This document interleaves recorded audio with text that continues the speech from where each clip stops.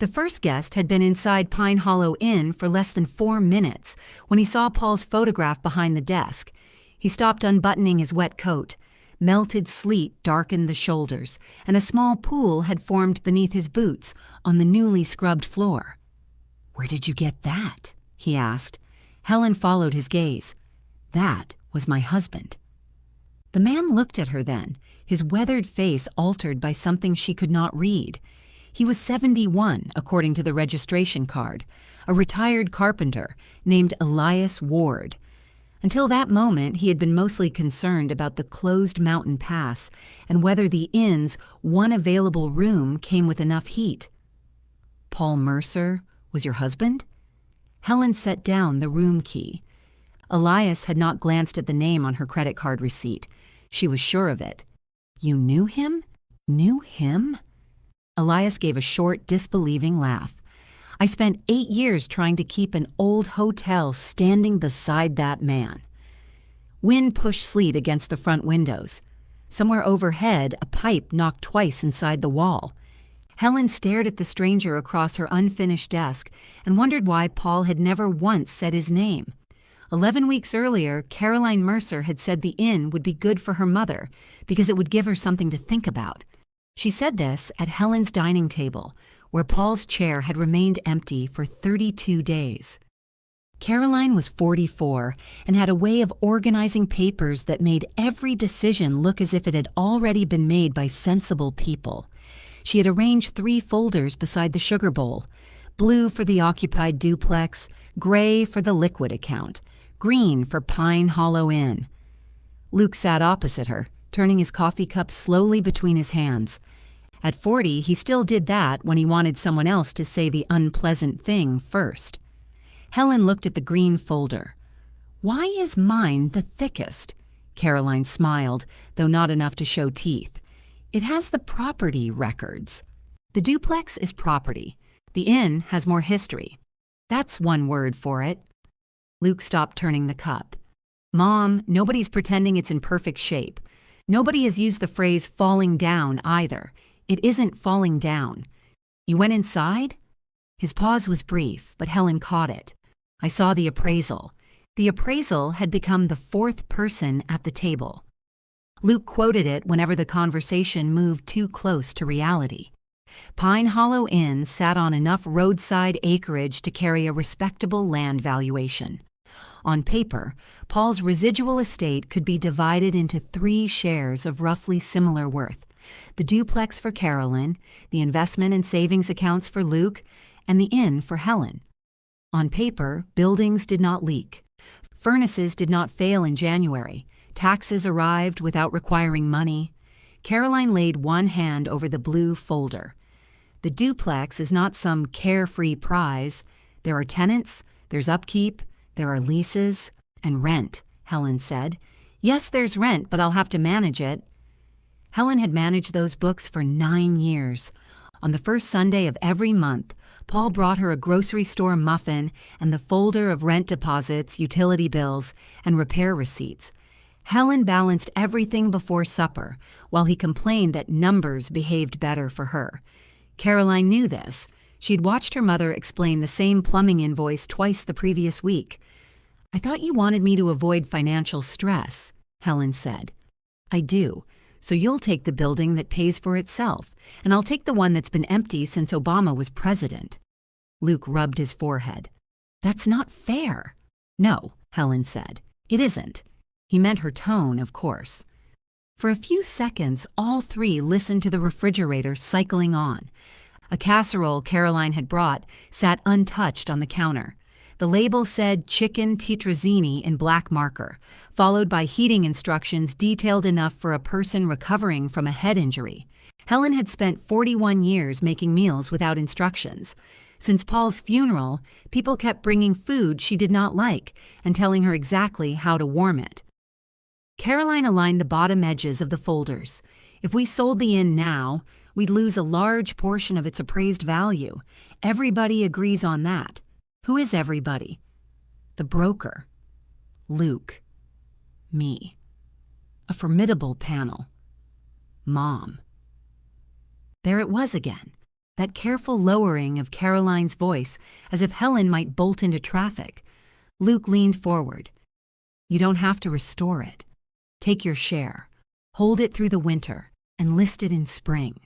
Or sell the land to one of those cabin developers. We're trying to make sure you aren't dependent on monthly account withdrawals. I've managed monthly withdrawals since before you could manage a zipper. Luke looked down.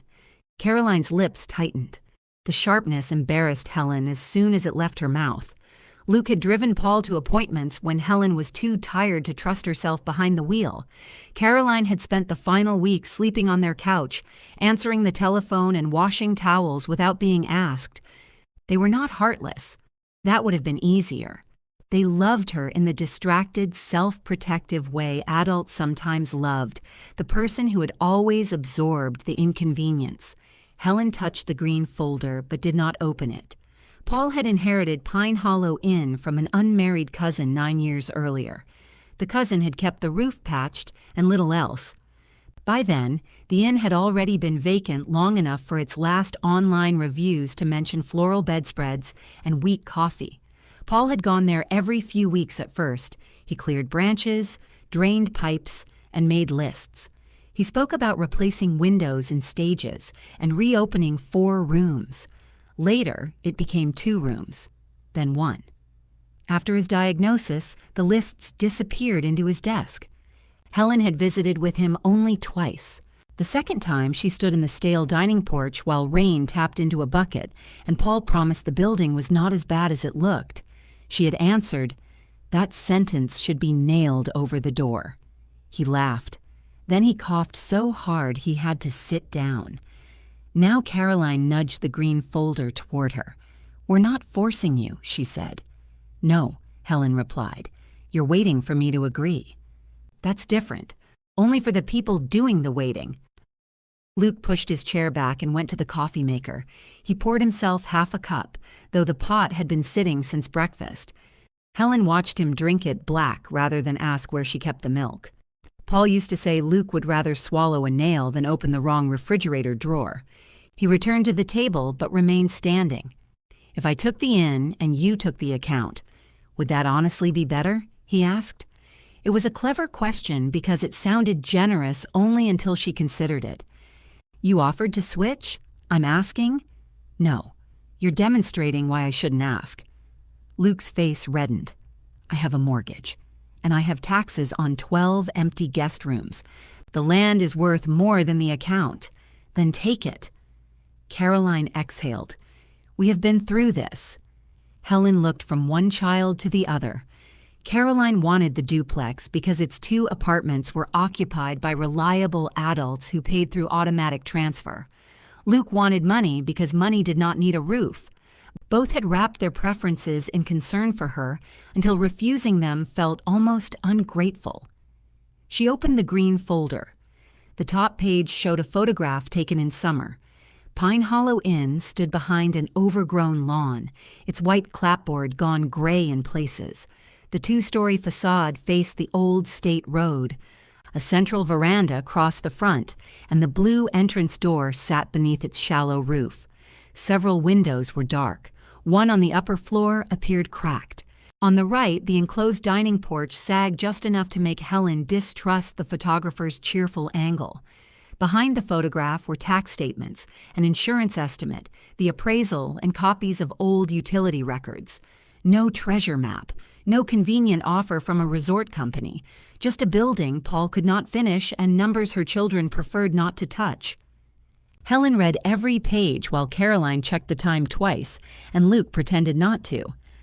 "Deferred maintenance," Helen said eventually. "That phrase appears 11 times. It's standard language," Luke said. "So is decapitation. But I wouldn't want to find it 11 times in my medical chart." A laugh escaped him before he could stop it. Caroline stared at him, and the laugh collapsed into a cough. Helen nearly smiled. Nearly. She reached the insurance estimate. "This isn't a policy." "No," Caroline said. "They need an inspection before they'll bind full coverage. So currently, there's a limited vacant property policy." "At what cost?" Caroline named the quarterly premium. Helen closed her eyes. "Mom, you can sell it. Caroline said again. "Nothing says you have to become an innkeeper." The word was absurd enough to hang in the room. Helen pictured herself behind a polished desk, handing brass keys to honeymooners while the ceiling leaked onto their luggage. She was 68. Her hands ached on cold mornings. Some days grief arrived as sorrow, but more often it arrived as missing information. She would reach for the phone to ask Paul which filter fit the furnace or where he had put the long extension cord. Then she would remember that every small answer he carried had gone with him. "What happens if I don't sign?" she asked. Luke sat down again. Caroline folded her hands. "Then we keep negotiating and paying the estate expenses." Yes, from the estate. At first. There it was. No threat, only arithmetic, attorney fees, insurance, taxes. 3 adults spending money to postpone the moment when one of them accepted the worst asset. Helen turned to the signature page. Her own capable hands looked older against the white paper. A faint burn scar crossed one thumb from a cafeteria oven 23 years earlier. Paul used to rub that spot when they sat together watching television, as if checking that the injury had stayed healed. Caroline placed a pen near her. Helen did not pick it up. "I want you both to say it plainly," she said. Luke frowned. "Say what?" "That the inn is equal. The appraisal, not the appraisal. You." Caroline's gaze shifted toward the window. Luke's jaw worked once. Helen waited. Finally, Caroline said, "Its assessed value is comparable to the other shares." "That is not what I asked. We've done our best to divide things fairly." Luke nodded too quickly. "We have." Helen looked at their familiar faces and understood that this was the most they could make themselves say. They needed her agreement not merely to settle the estate, but to preserve their version of themselves. If she signed pleasantly, then Caroline had protected her. Luke had been fair. The family had completed a difficult task with dignity. Helen picked up the pen. Caroline's shoulders lowered with unmistakable relief. That relief decided something in Helen, though she could not yet have said what. She signed her name carefully, not because the division was fair and not because she had been confused. She signed because she was tired of being pressed into making other people comfortable. If the inn was to be her burden, she would at least refuse to carry their innocence with it. Luke gathered the papers. Caroline reached into her handbag and placed a single brass key on the green folder. It looked offensively ordinary. "That's the front door," she said. "Paul had the others somewhere." "Somewhere," Helen repeated. "We can help you look." "No." The answer came so calmly that Caroline blinked. Helen slipped the key into her palm. It was cold and heavier than it appeared. Outside, the afternoon sky had turned the color of dirty wool. The weather forecast was calling for the season's first snow overnight, 2 inches in town and perhaps 5 near the pass. Caroline began explaining that there was no reason to drive out to the property until the roads were clear. Helen closed her fingers around the key. For once, she let her daughter keep talking without promising anything. Snow began while Caroline was still in the driveway. Helen watched from the front window as her daughter brushed a dusting from the windshield with one hand and held her phone in the other. Caroline always made calls while leaving places, as though driving alone for 6 minutes might expose her to an unoccupied thought. Luke carried the folders to his truck. He had offered to leave Helen copies, but she told him to bring them after every signature had been added. She had spent too many years managing records to accept promises where paper belonged. He paused beside his open door and looked back at the house. Helen raised a hand. Luke did the same. Neither of them smiled. By dark, snow had softened the hedges and covered the bare patch near the mailbox, where Paul's truck used to drip oil. Helen heated Caroline's casserole according to its instructions, took 3 bites, then transferred the rest into smaller containers. She labeled them before realizing she had copied her daughter's block letters. She peeled off the labels. At 11, she carried the brass key upstairs and placed it on the nightstand beside Paul's reading glasses. At midnight, she moved it to the dresser. By 2, it was downstairs in the kitchen drawer among takeout menus and dead batteries. In the morning, 5 inches of clean snow lay across town. The plows passed twice before noon. Sunlight broke through shortly after 3, turning the wet pavement blue where the road ran beneath spruce shadows. Helen put on her plum wool coat, wrapped her charcoal scarf around her neck, and slid the key into her pocket. She told no one where she was going. The old state road climbed gradually beyond town, passing a shuttered farm stand, 2 repair garages, and a church whose roadside message board had lost the letter F from faith. The farther Helen drove, the more the snow seemed to belong there. It sat untouched on stone walls and weighed down the fir branches. The road narrowed near the pass, though tire tracks showed that the plow had gone through. Pine Hollow Inn appeared after a bend, exactly where Paul had once told her it would surprise travelers. It did. The short drive had not been plowed. Helen left the car near the low stone boundary and stepped carefully through the snow. Her weathered brown boots sank almost to the ankle. The inn faced southeast, catching the last clean light of the afternoon. Up close, the cheerful summer appraisal photograph felt dishonest. Peeling white clapboard covered the 2-story facade. The central veranda sagged at one corner, and a bowed length of railing leaned outward as if tired of pretending to be attached. Several windows were dark. One lower pane had cracked diagonally from corner to corner. Damaged gutters hung above the enclosed dining porch on the right. Behind it, the roofline of the kitchen wing disappeared into shadow. The detached carriage shed stood farther back on the same side, its doors shut beneath a cap of snow. Helen stopped in the left side of the drive, one hand closing around the brass key inside her coat pocket.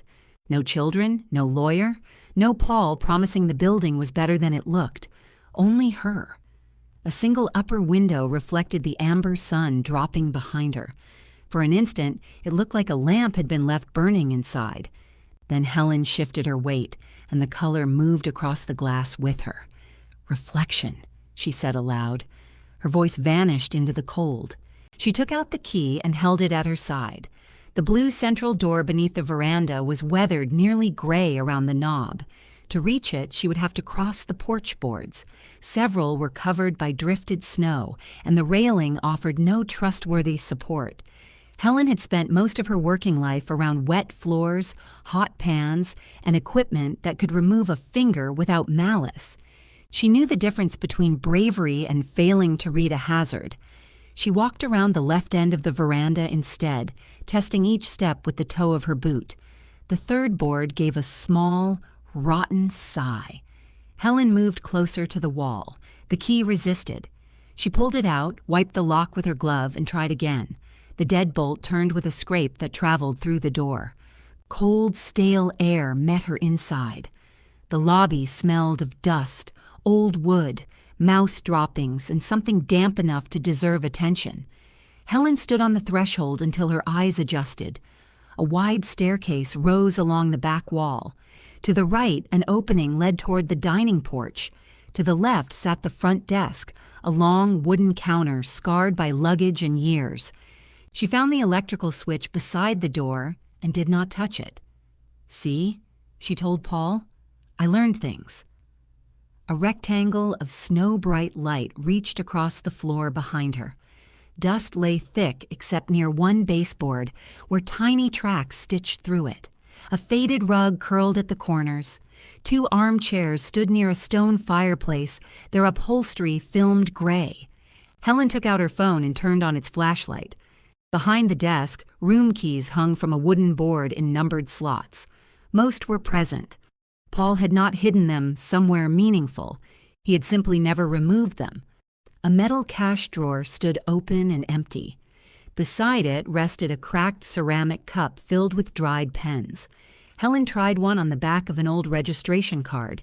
It drew a faint blue line which seemed an unreasonable achievement. She slipped the card into her coat pocket. Not a keepsake, she told herself. A place to write. The ground floor hallway extended past the stairs. Helen knew from the appraisal sketch that 2 guest rooms were downstairs, along with an office and a bathroom. She opened the nearest guest room door with the key from slot 1. A double bed sat under a dusty coverlet patterned with green leaves. The room was small but not mean.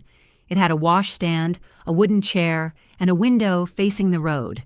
Brown water stains spread across one ceiling corner. Helen pointed the flashlight upward. "Roof," she wrote on the registration card with the dyeing pen. The bathroom door stuck against warped flooring. She pushed only far enough to see an old pedestal sink and rust staining the tub. Water damage.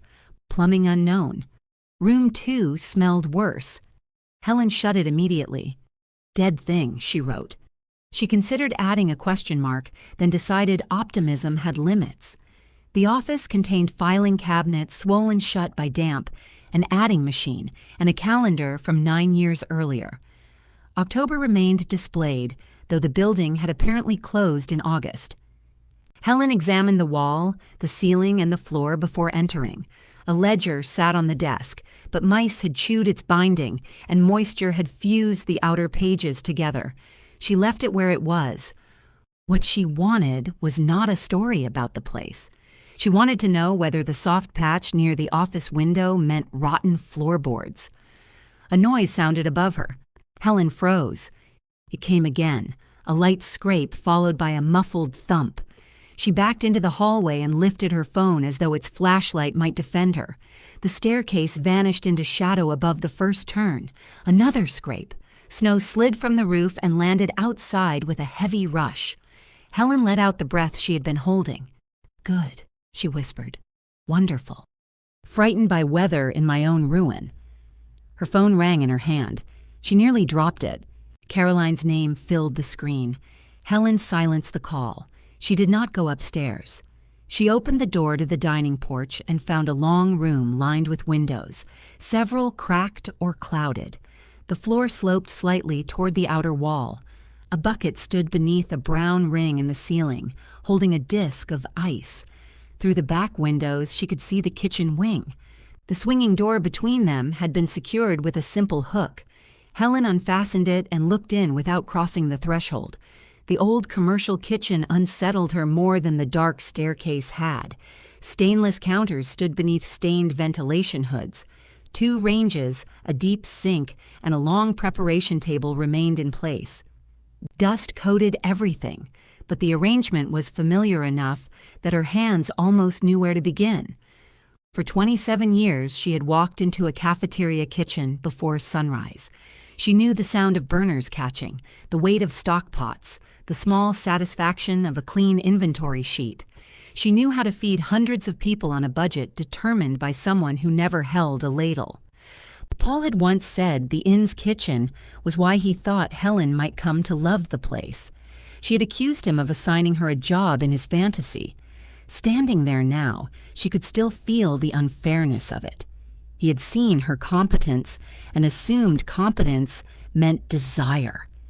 Caroline and Luke had done the same thing in a harsher form. They saw what Helen could survive and called it what she should accept. She pulled the door closed. On the front desk, she set the old registration card and added 3 headings: dangerous, necessary, cosmetic. Under dangerous, she wrote porch, wiring, smell in room 2, dining porch floor, water stains, unknown plumbing.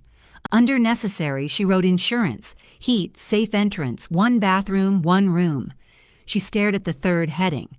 The peeling paint was cosmetic. So were the faded wallpaper, the ugly coverlet, and the chipped edge of the desk. For most of Helen's life, cosmetic problems had waited until there was extra money, which meant they had learned patience. Her phone showed 2 missed calls and a message from Caroline. "Please tell me you did not drive out there alone." Helen typed, "I did not drive out there alone." She looked at it for a moment, deleted the sentence, and wrote, "I'm here. The road is clear. I'm not going upstairs." The reply came immediately. "That isn't what I asked." Helen put the phone away. She locked the front door from outside and stepped cautiously back across the veranda. In the drive, she turned for one more look. The amber reflection had faded. Every window was dark now. Without the sunset, the inn looked less romantic and more honest. The burden was real. So was the fact that she could leave it standing there and sell when spring came. She'd signed no promise to save it, but she had made a list. At home, Caroline was waiting in the kitchen. She still had her coat on, a camel-colored wrap that looked elegant even when she was angry. Her car blocked half the driveway.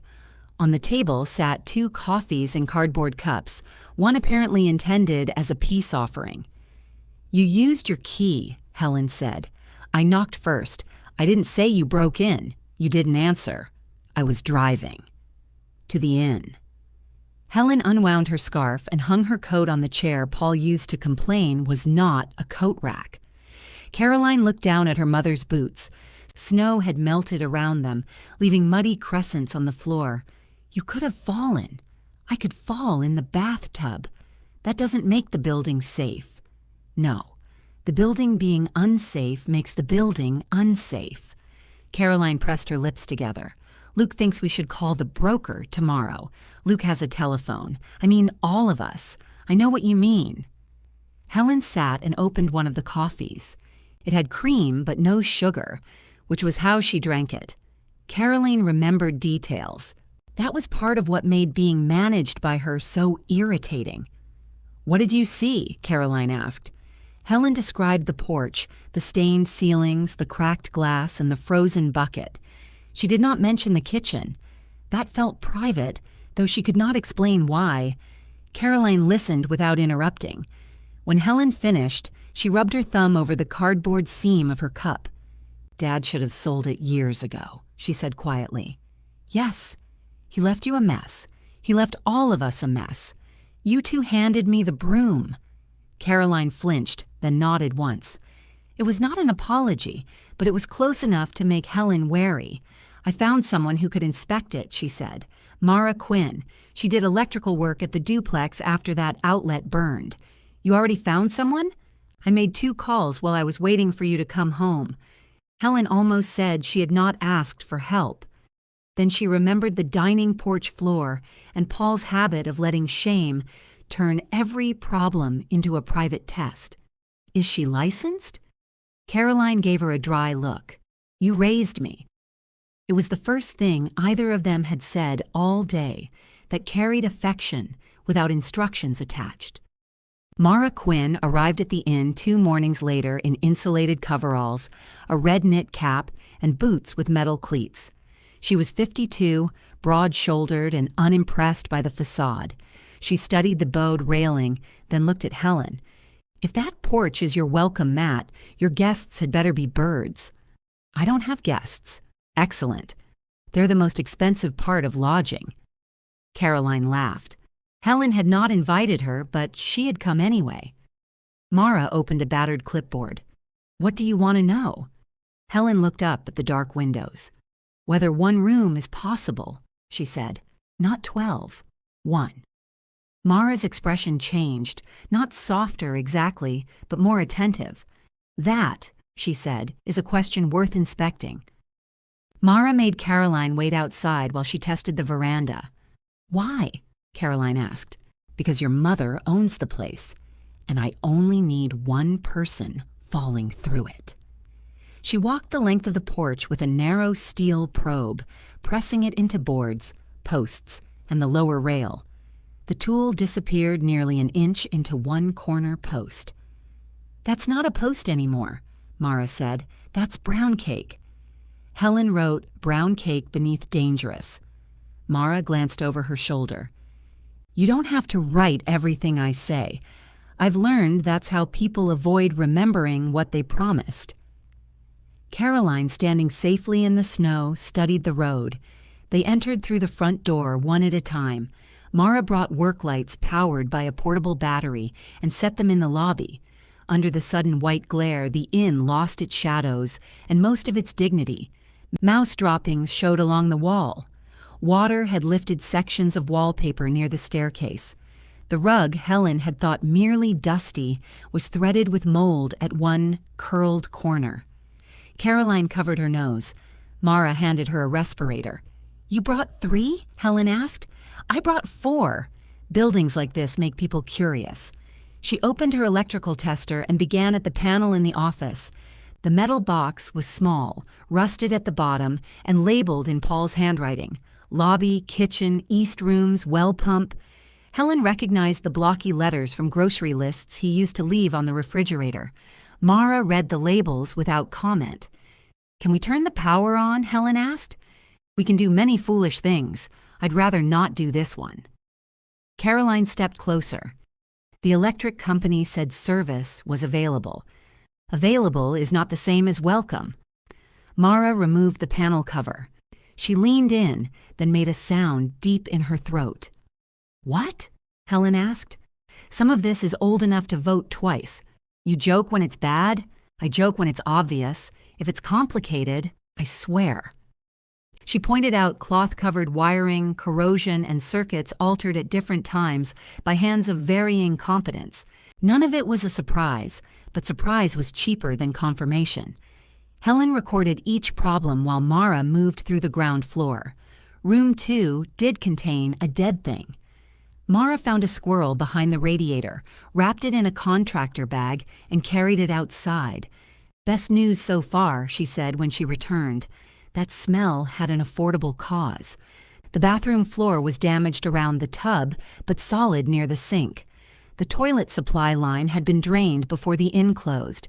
In room 1, Mara pressed moisture probes against the stained ceiling and wall. Localized roof leak, she said, likely flashing above this corner. It isn't dry, but it isn't a swimming pool either. Can it be patched? Almost everything can be patched. The question is whether a patch buys time or sells you a lie. Caroline lowered her respirator. That sounds expensive. Mara pointed at it. Put that back over your nose. Caroline obeyed. The dining porch earned Mara's first swear. She stood in the doorway, aimed her light across the sloping floor, and said one hard word with professional calm. Helen wrote it in the margin. You absolutely do not open this area to anyone, Mara said. Not for coffee, not for storage, not because somebody's cousin says he knows floors. We close this door, lock it, and mark it off. Does the whole porch have to come down? Caroline asked. I didn't say that. It's leaning. So are plenty of people. We inspect what's underneath before scheduling the funeral. Mara examined the kitchen from the threshold, then entered after checking the floor. Helen followed. Caroline remained by the door. The old ranges would need professional evaluation. The ventilation system was outdated. The sinks required new supply lines, and several work surfaces had rust at the seams. Mara spoke briskly, tagging each issue as immediate, later, or irrelevant to Helen's one-room question. That refrigerator? Mara said, pointing to a hulking metal unit. Yes, decorative. It looks industrial. So did my first husband. Helen laughed inside her respirator. The sound startled her. Mara looked toward the ceiling, perhaps giving Helen privacy from her own amusement.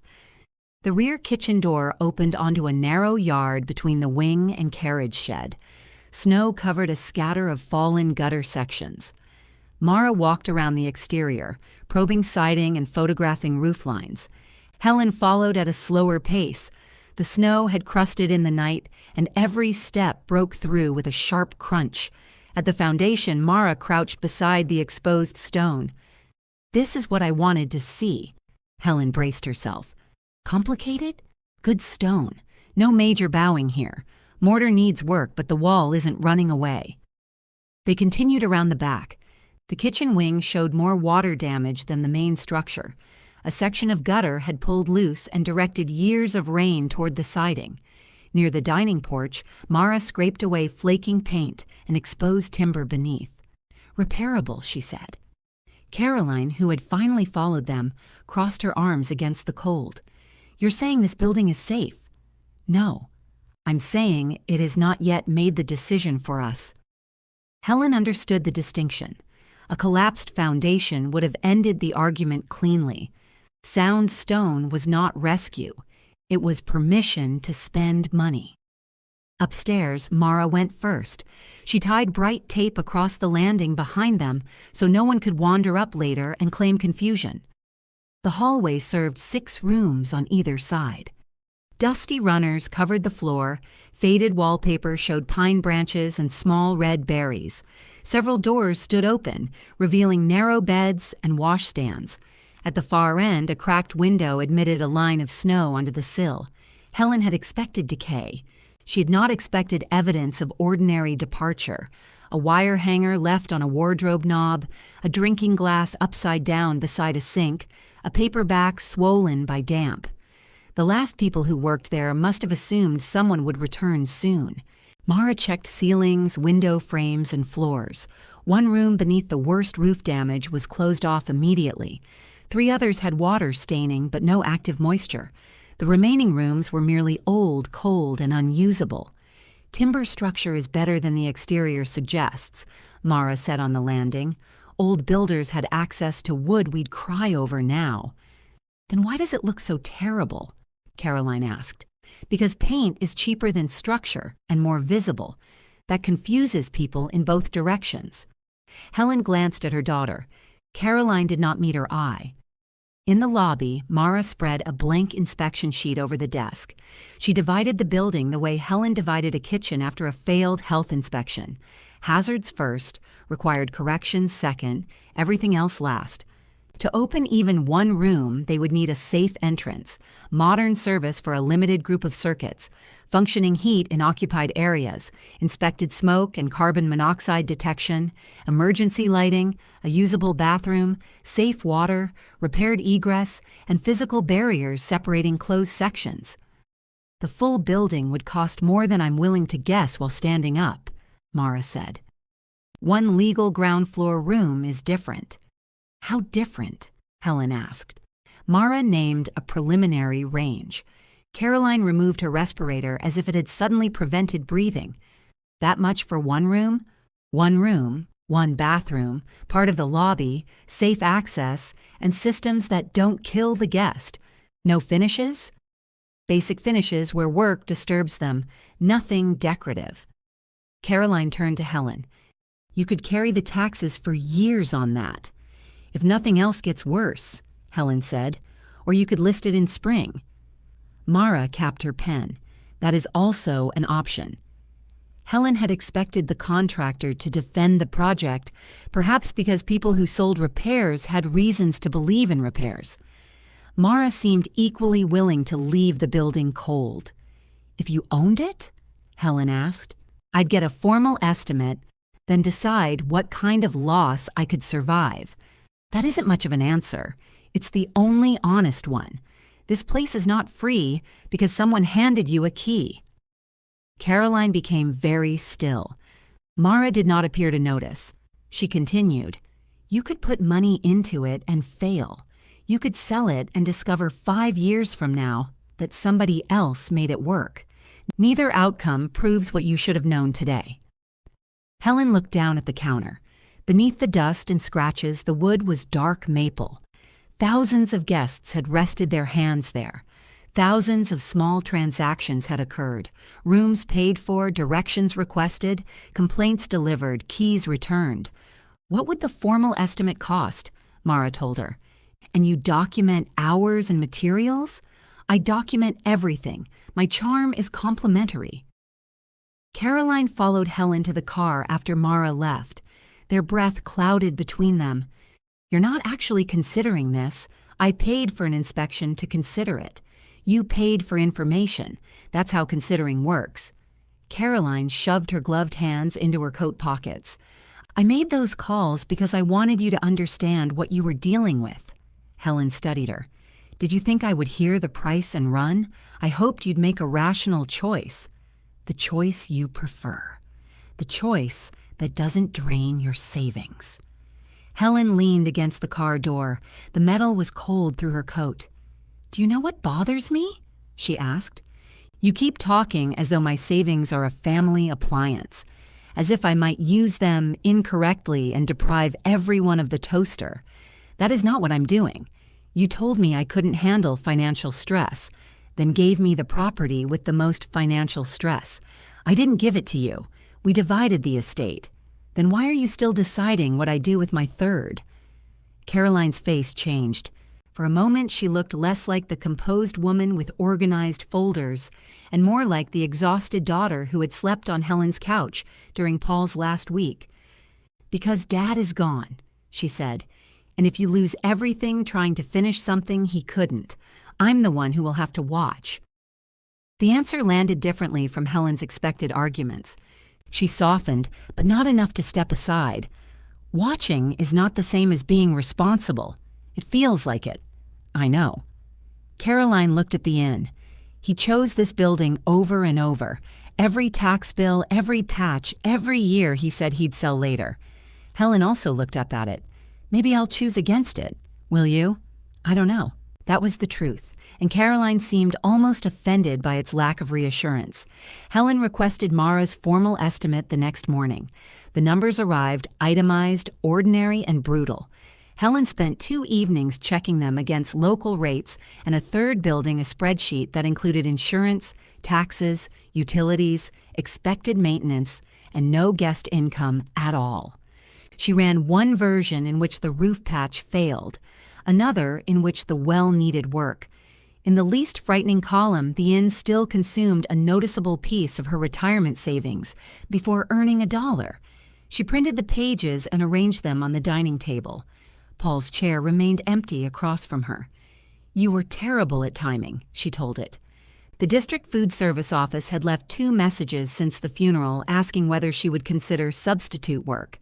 Helen had ignored both. Now she called the number.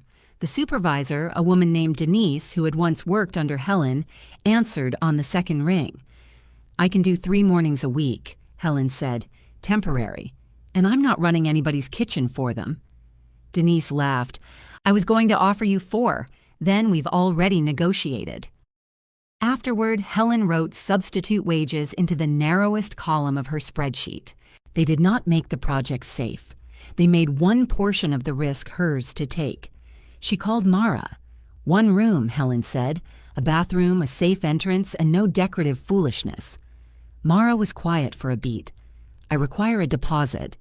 I require receipts. Then we may survive each other." Helen looked at the brass key lying beside her calculator. "Tell me when you can start." Mara could start Tuesday if Helen first paid for a hazardous materials survey and signed a contract acknowledging that old buildings enjoyed changing the price after work began. "They enjoy it?" Helen asked. "They live for it. Do I get to acknowledge that in writing?" That's page 6. The survey found lead paint where everyone expected lead paint, limited asbestos around old pipe insulation, and no reason to abandon the first floor plan. Abatement added another line to Helen's spreadsheet. She reduced the amount reserved for wallpaper and crossed out new lobby furniture entirely. The armchairs near the fireplace would have to reveal whether they were furniture beneath the dirt. Helen's first cafeteria shift began at 5:30 on a Monday morning.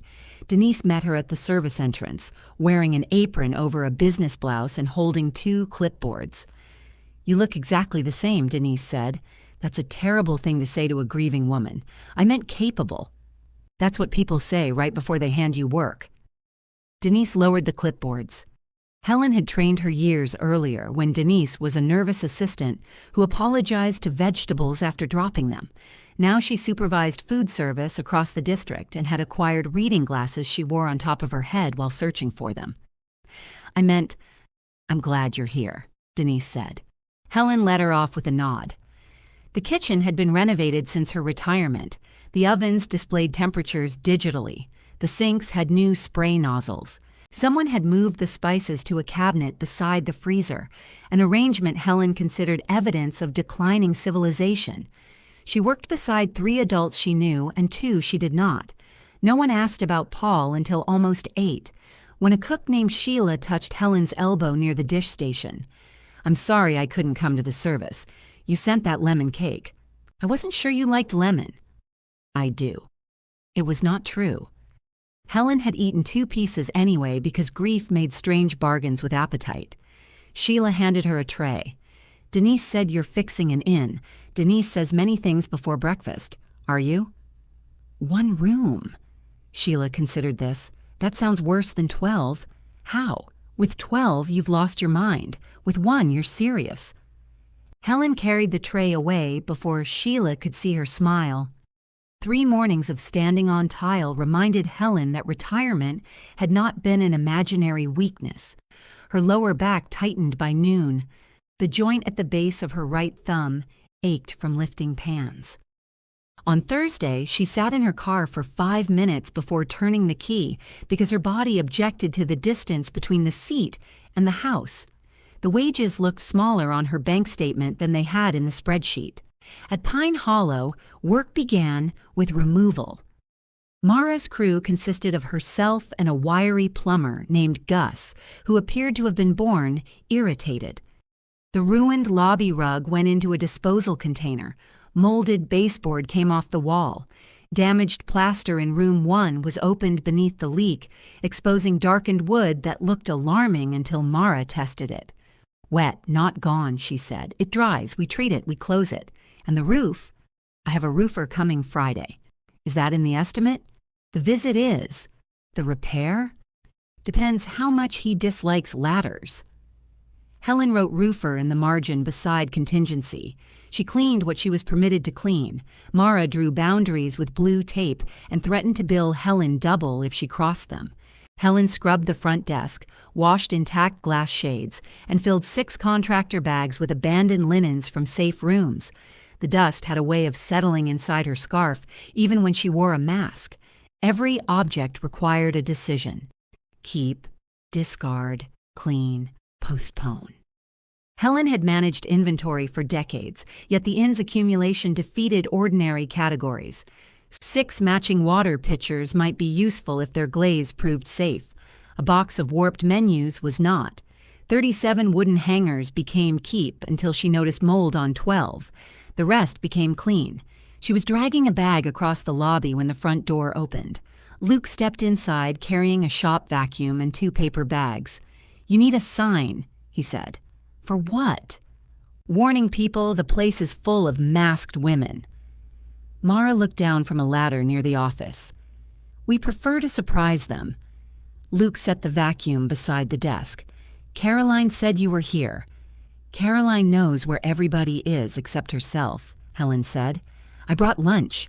1 bag contained turkey sandwiches. The other held protective filters, work gloves in 2 sizes, and a box of contractor trash bags thicker than the ones Helen had purchased. She examined the receipt stapled to the bag. "You don't have to reimburse me." "I know." Luke waited. Helen folded the receipt and put it in her pocket. "Thank you." He seemed faintly disappointed that she had not argued. He walked around the lobby, inspecting exposed wall cavities and the temporary barrier across the dining porch entrance. "Looks worse," he said. "That's usually what happens when you take the surface off a problem," Mara called down. Luke watched her descend the ladder. "How much has she added?" Helen stiffened before realizing the question was directed at Mara. "Ask the owner," Mara said. "I'm asking if the estimate is holding. The owner receives a change order before added work begins." Luke looked at Helen. "Is it? So far?" He nodded and unwrapped his sandwich. For several minutes they ate on overturned paint buckets near the cold fireplace. Mara took hers into the office to make a call, granting them privacy without pretending that was what she was doing. Luke chewed slowly. "Caroline thinks I encouraged this." "Did you?" "No." "Then you're innocent. Congratulations. She thinks because I laughed at the decapitation joke, I undermined her. It wasn't that funny. It was a little funny." Helen pulled a loose thread from her glove. Luke looked across the lobby. "Dad used to bring me here." The statement surprised her enough that she stopped picking at the thread. "When?" "First couple of years after he got it. Saturdays sometimes. He never said. I don't think he thought it counted as bringing me. Mostly he wanted another pair of hands." "What did you do?" "Cleared brush, hauled old mattresses into the shed, held flashlights while he stared at pipes." Luke glanced toward the staircase. He talked about opening by hunting season. He talked about opening by every season. "Yeah." There was affection in Luke's voice and resentment beneath it. The two wound tightly enough that separating them would damage both. "Why did you stop coming?" Helen asked. Luke folded the sandwich wrapper into smaller and smaller squares. He kept changing the plan. One year, it was 4 rooms, then the dining room, then alone against the duplex. I told him I didn't want to spend every weekend maintaining something that didn't make money. That was reasonable. He didn't think so. Paul often mistook disagreement for a character defect. Luke smiled at the floor. He said I lacked vision. He told me I lacked romance. Which one was worse? Romance. You can get glasses for vision. This time, they both laughed. Then Luke's expression closed again. "Mom, I still think you should sell." Helen set down the uneaten half of her sandwich. "Why bring me supplies?" "Because you're doing it whether I approve or not." That is a surprisingly adult answer. "I'm 40. I've seen 40 handled worse." Luke stood and brushed crumbs from his coat. "Just promise you won't keep spending because stopping would make the first money feel wasted." Helen heard Paul in that warning. Not his voice, but the history Luke had carried away from these rooms. "I won't promise," she said, "but I'll put it on the list." "What list?" "Things I'm capable of doing wrong." He looked as if he wanted to ask how long it was. Instead, he carried his paint bucket toward the desk. Before leaving, he plugged in the shop vacuum and showed Helen how to remove its filter. "I know how a vacuum works. This one has a latch that sticks." She tried it. The latch did stick. Luke said nothing. "Thank you," she told him. He nodded. "Keep the receipt." The roofer found failed flashing where the enclosed dining porch met the main wall, missing shingles above room 1 and a gutter pulling water toward the building. His price was unpleasant, but contained. Helen approved the urgent patch and postponed replacement of the kitchen wing roof. Then the electrician's load calculations changed Mara's plan. The existing service could not safely support the occupied area, the water system, temporary heating, and future kitchen equipment. Full replacement would consume almost half the contingency. Helen sat behind the front desk while Mara explained the options, their breath visible in the unheated lobby. "Can we reduce the occupied area?" Helen asked. "We already have. Reduce the future load. That means designing around a kitchen you may someday reopen." "I don't have a kitchen. I have large decorative metal." Mara leaned against the counter. "If we undersize now, expanding later costs more. If we size for later, I may not afford now." "That is correct. Then now wins." Mara studied her for a moment. "A properly designed, smaller service can support the front zone, well equipment, hot water, room 1, the bathroom, lobby lighting, alarms, and limited common room use. No electric range, no commercial laundry, no pretending a space heater is a heating plan. An expansion? Possible. Wasteful, but possible." Helen approved the smaller service. The choice saved enough to continue, but she felt no triumph. Saving money by accepting future expense was not savings. It was borrowing from a version of herself who might never exist. That evening, Caroline came over with the duplex books. She placed the familiar folder beside Helen's calculator. "The upstairs tenant's bathroom fan needs replacing, and the insurance renewal went up. I can't make the deposits match the statement." Helen looked at the folder. Normally, she would have opened it before Caroline finished speaking. She would have found the discrepancy, identified the missing transaction, and called the bank if necessary. Being useful had long ago become a reflex faster than choice. "My records are spread out," Helen said. "You can move them." On the table lay Mara's invoice, the roofer's estimate, Helen's wage statement, and a page comparing 3 smoke detection systems. Caroline put the duplex folder directly on top of them. Helen lifted it and handed it back. "What? I'm not managing the duplex. I didn't ask you to manage it. I asked you to find an error in the records of the property you wanted because you could manage it." Caroline stared at her. "Seriously?" "Completely. It would take you 10 minutes. It usually did." The silence grew sharp. Caroline tucked the folder under her arm. "You're punishing me." "No, I'm allowing your share to belong to you. That's a very polished way to say punishment." Helen wanted to take the folder back. The desire was physical, almost an itch in her fingers. She knew the likely problem. Carolyn had recorded a deposit by the date received, while the statement used the date cleared. 10 minutes, perhaps less.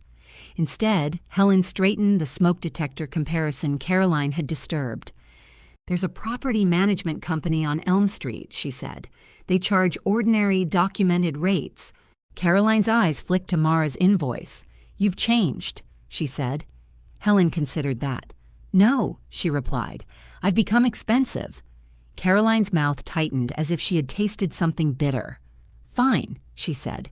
She picked up her handbag, forgot her coffee on the counter, and left with the duplex folder clamped beneath her arm. Helen stood in the kitchen, listening to the car door shut, harder than necessary. The coffee remained there until morning. Helen poured it out, rinsed the cup, and thought about calling. She did not. A boundary, followed by immediate consolation, was only an apology wearing boots. At the inn, new cable began appearing inside the open walls. It ran in clean, deliberate lines that made the exposed rooms look less wounded and more unfinished.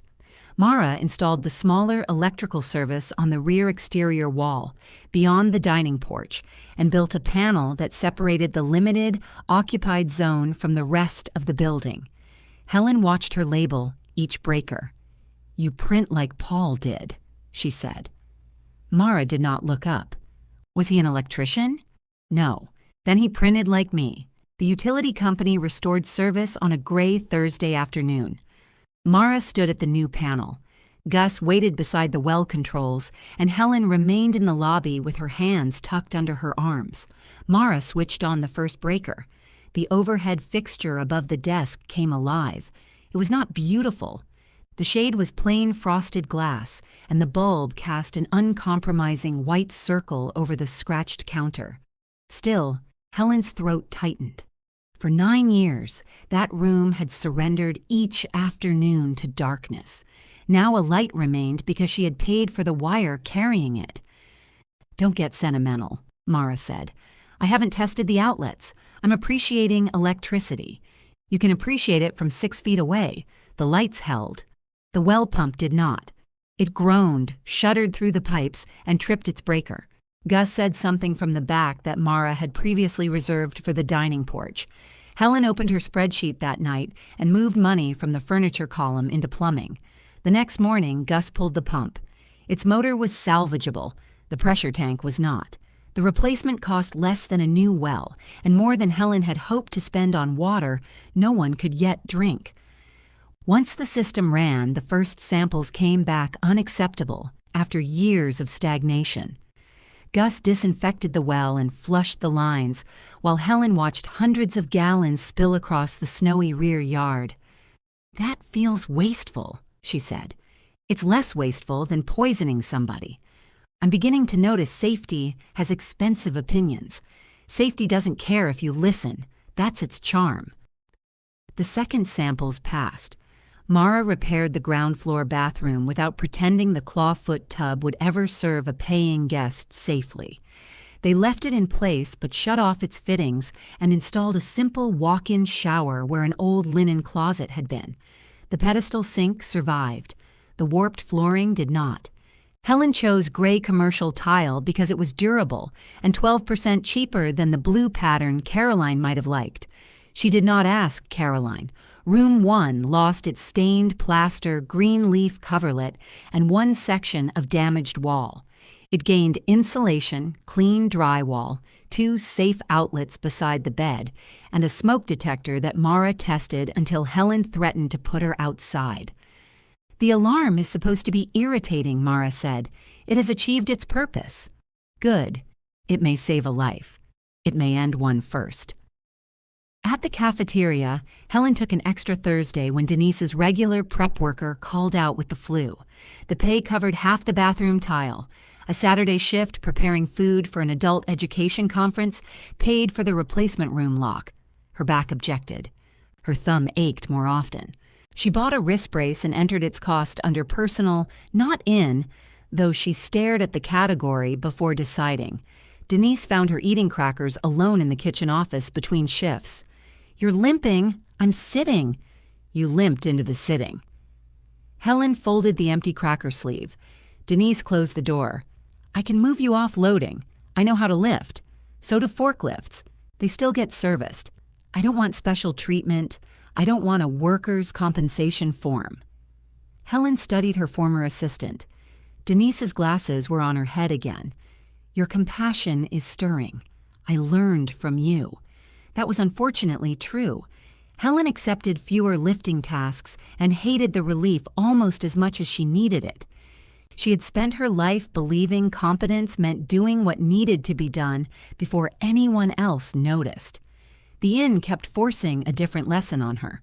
Work unnoticed was often work other people assumed cost nothing, Mara noticed. "You've got kitchen shoulders," she said one morning when Helen tried to carry 2 boxes of tile spacers at once. What are kitchen shoulders? Shoulders that believe asking for a second trip is a moral failure. Helen put 1 box down. Mara nodded. Recovery is possible. The front entrance required more than replacing rotten boards. To meet code for the limited opening, Mara rebuilt the unsafe section of veranda, added a secure handrail, and created a clearly marked path that prevented guests from wandering toward the bowed portion still awaiting repair. The result looked odd. 12 feet of soundboards and solid railing stood against a longer stretch of weathered wood, blocked by temporary barriers. Helen approved. "If anybody asks, we're restoring in phases," Mara said. "We are restoring in phases. That's why it will sound convincing." They closed the dining porch door with a keyed lock and installed a solid barrier at the staircase. Only Helen and contractors could enter the closed areas.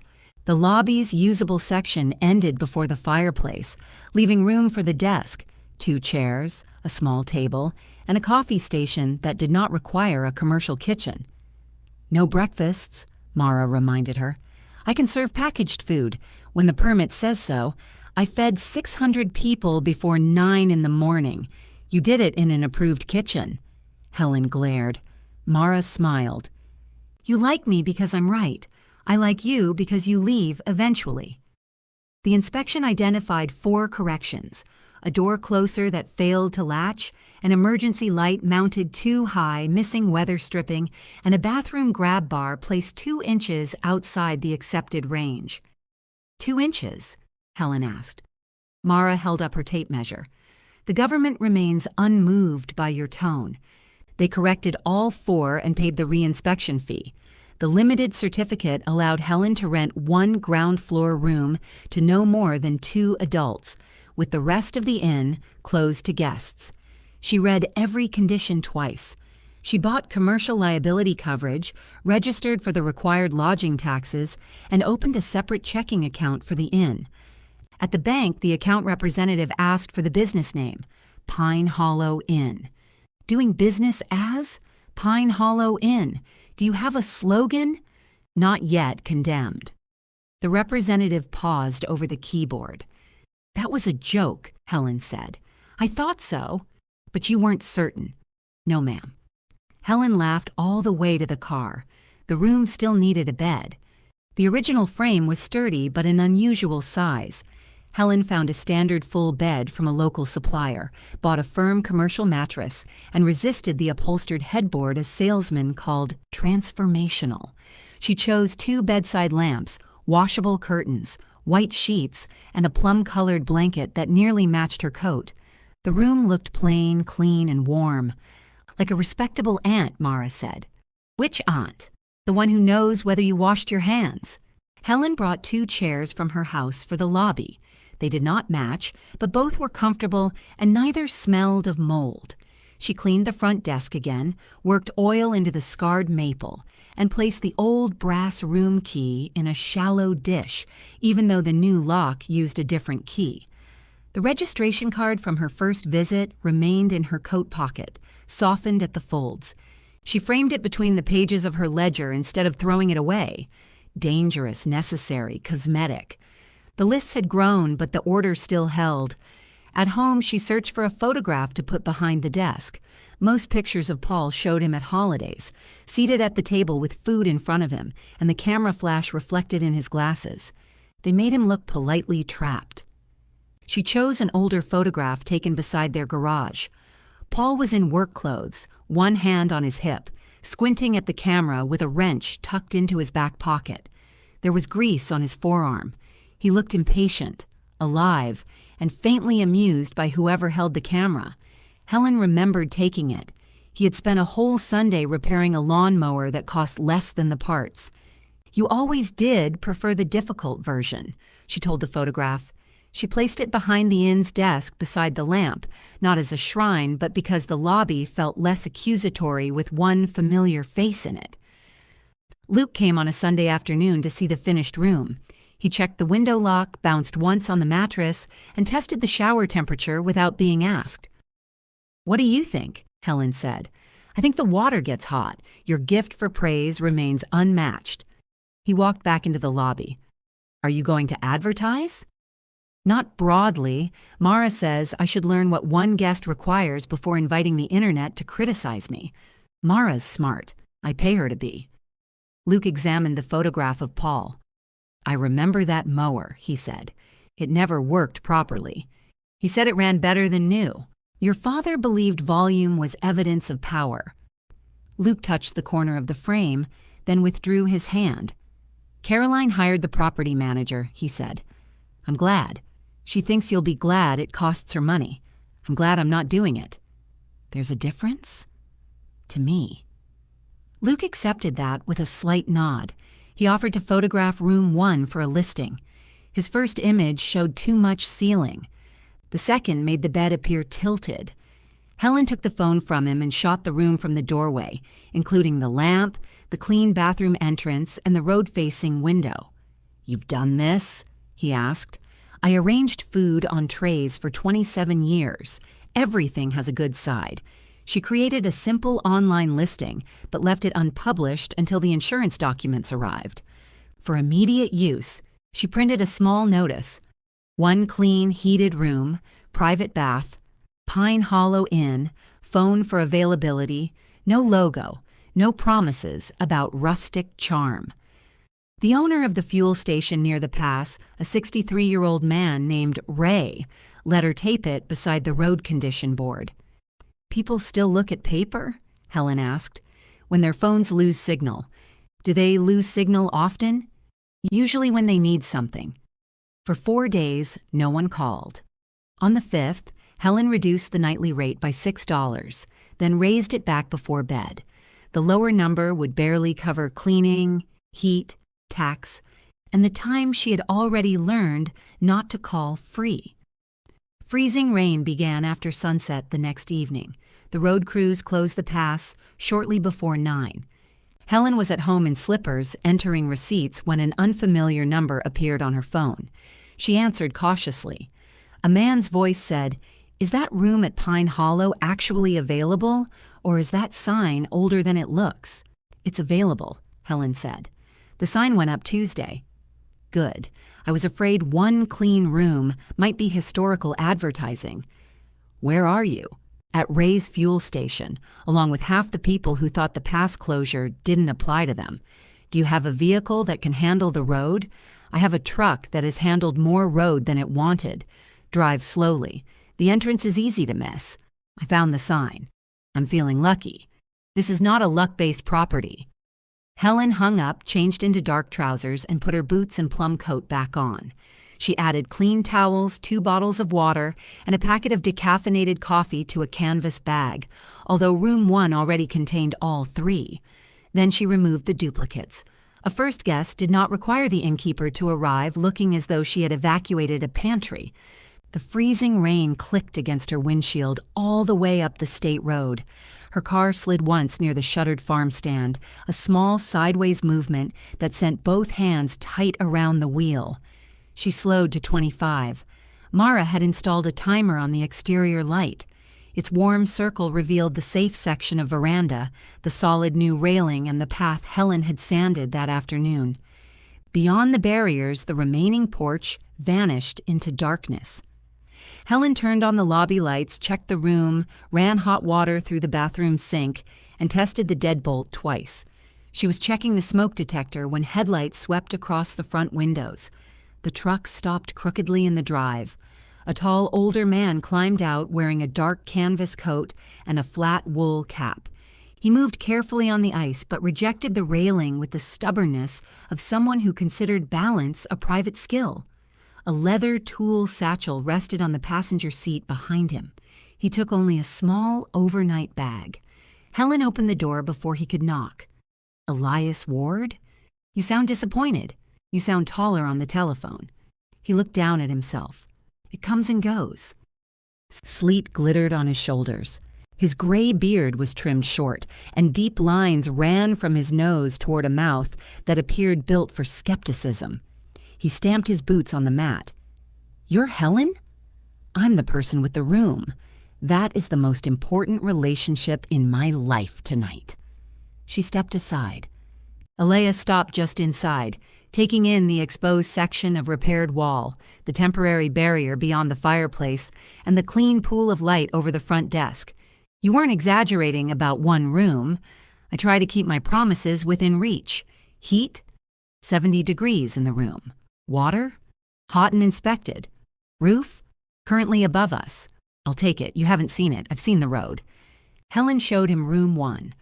Elias set his bag on the chair rather than the bed and examined the window, bathroom, radiator, and emergency instructions. He did not complain about the plain curtains or mismatched lobby chairs. He asked whether the room had been painted recently and nodded approval when Helen told him the paint was low odor and fully cured.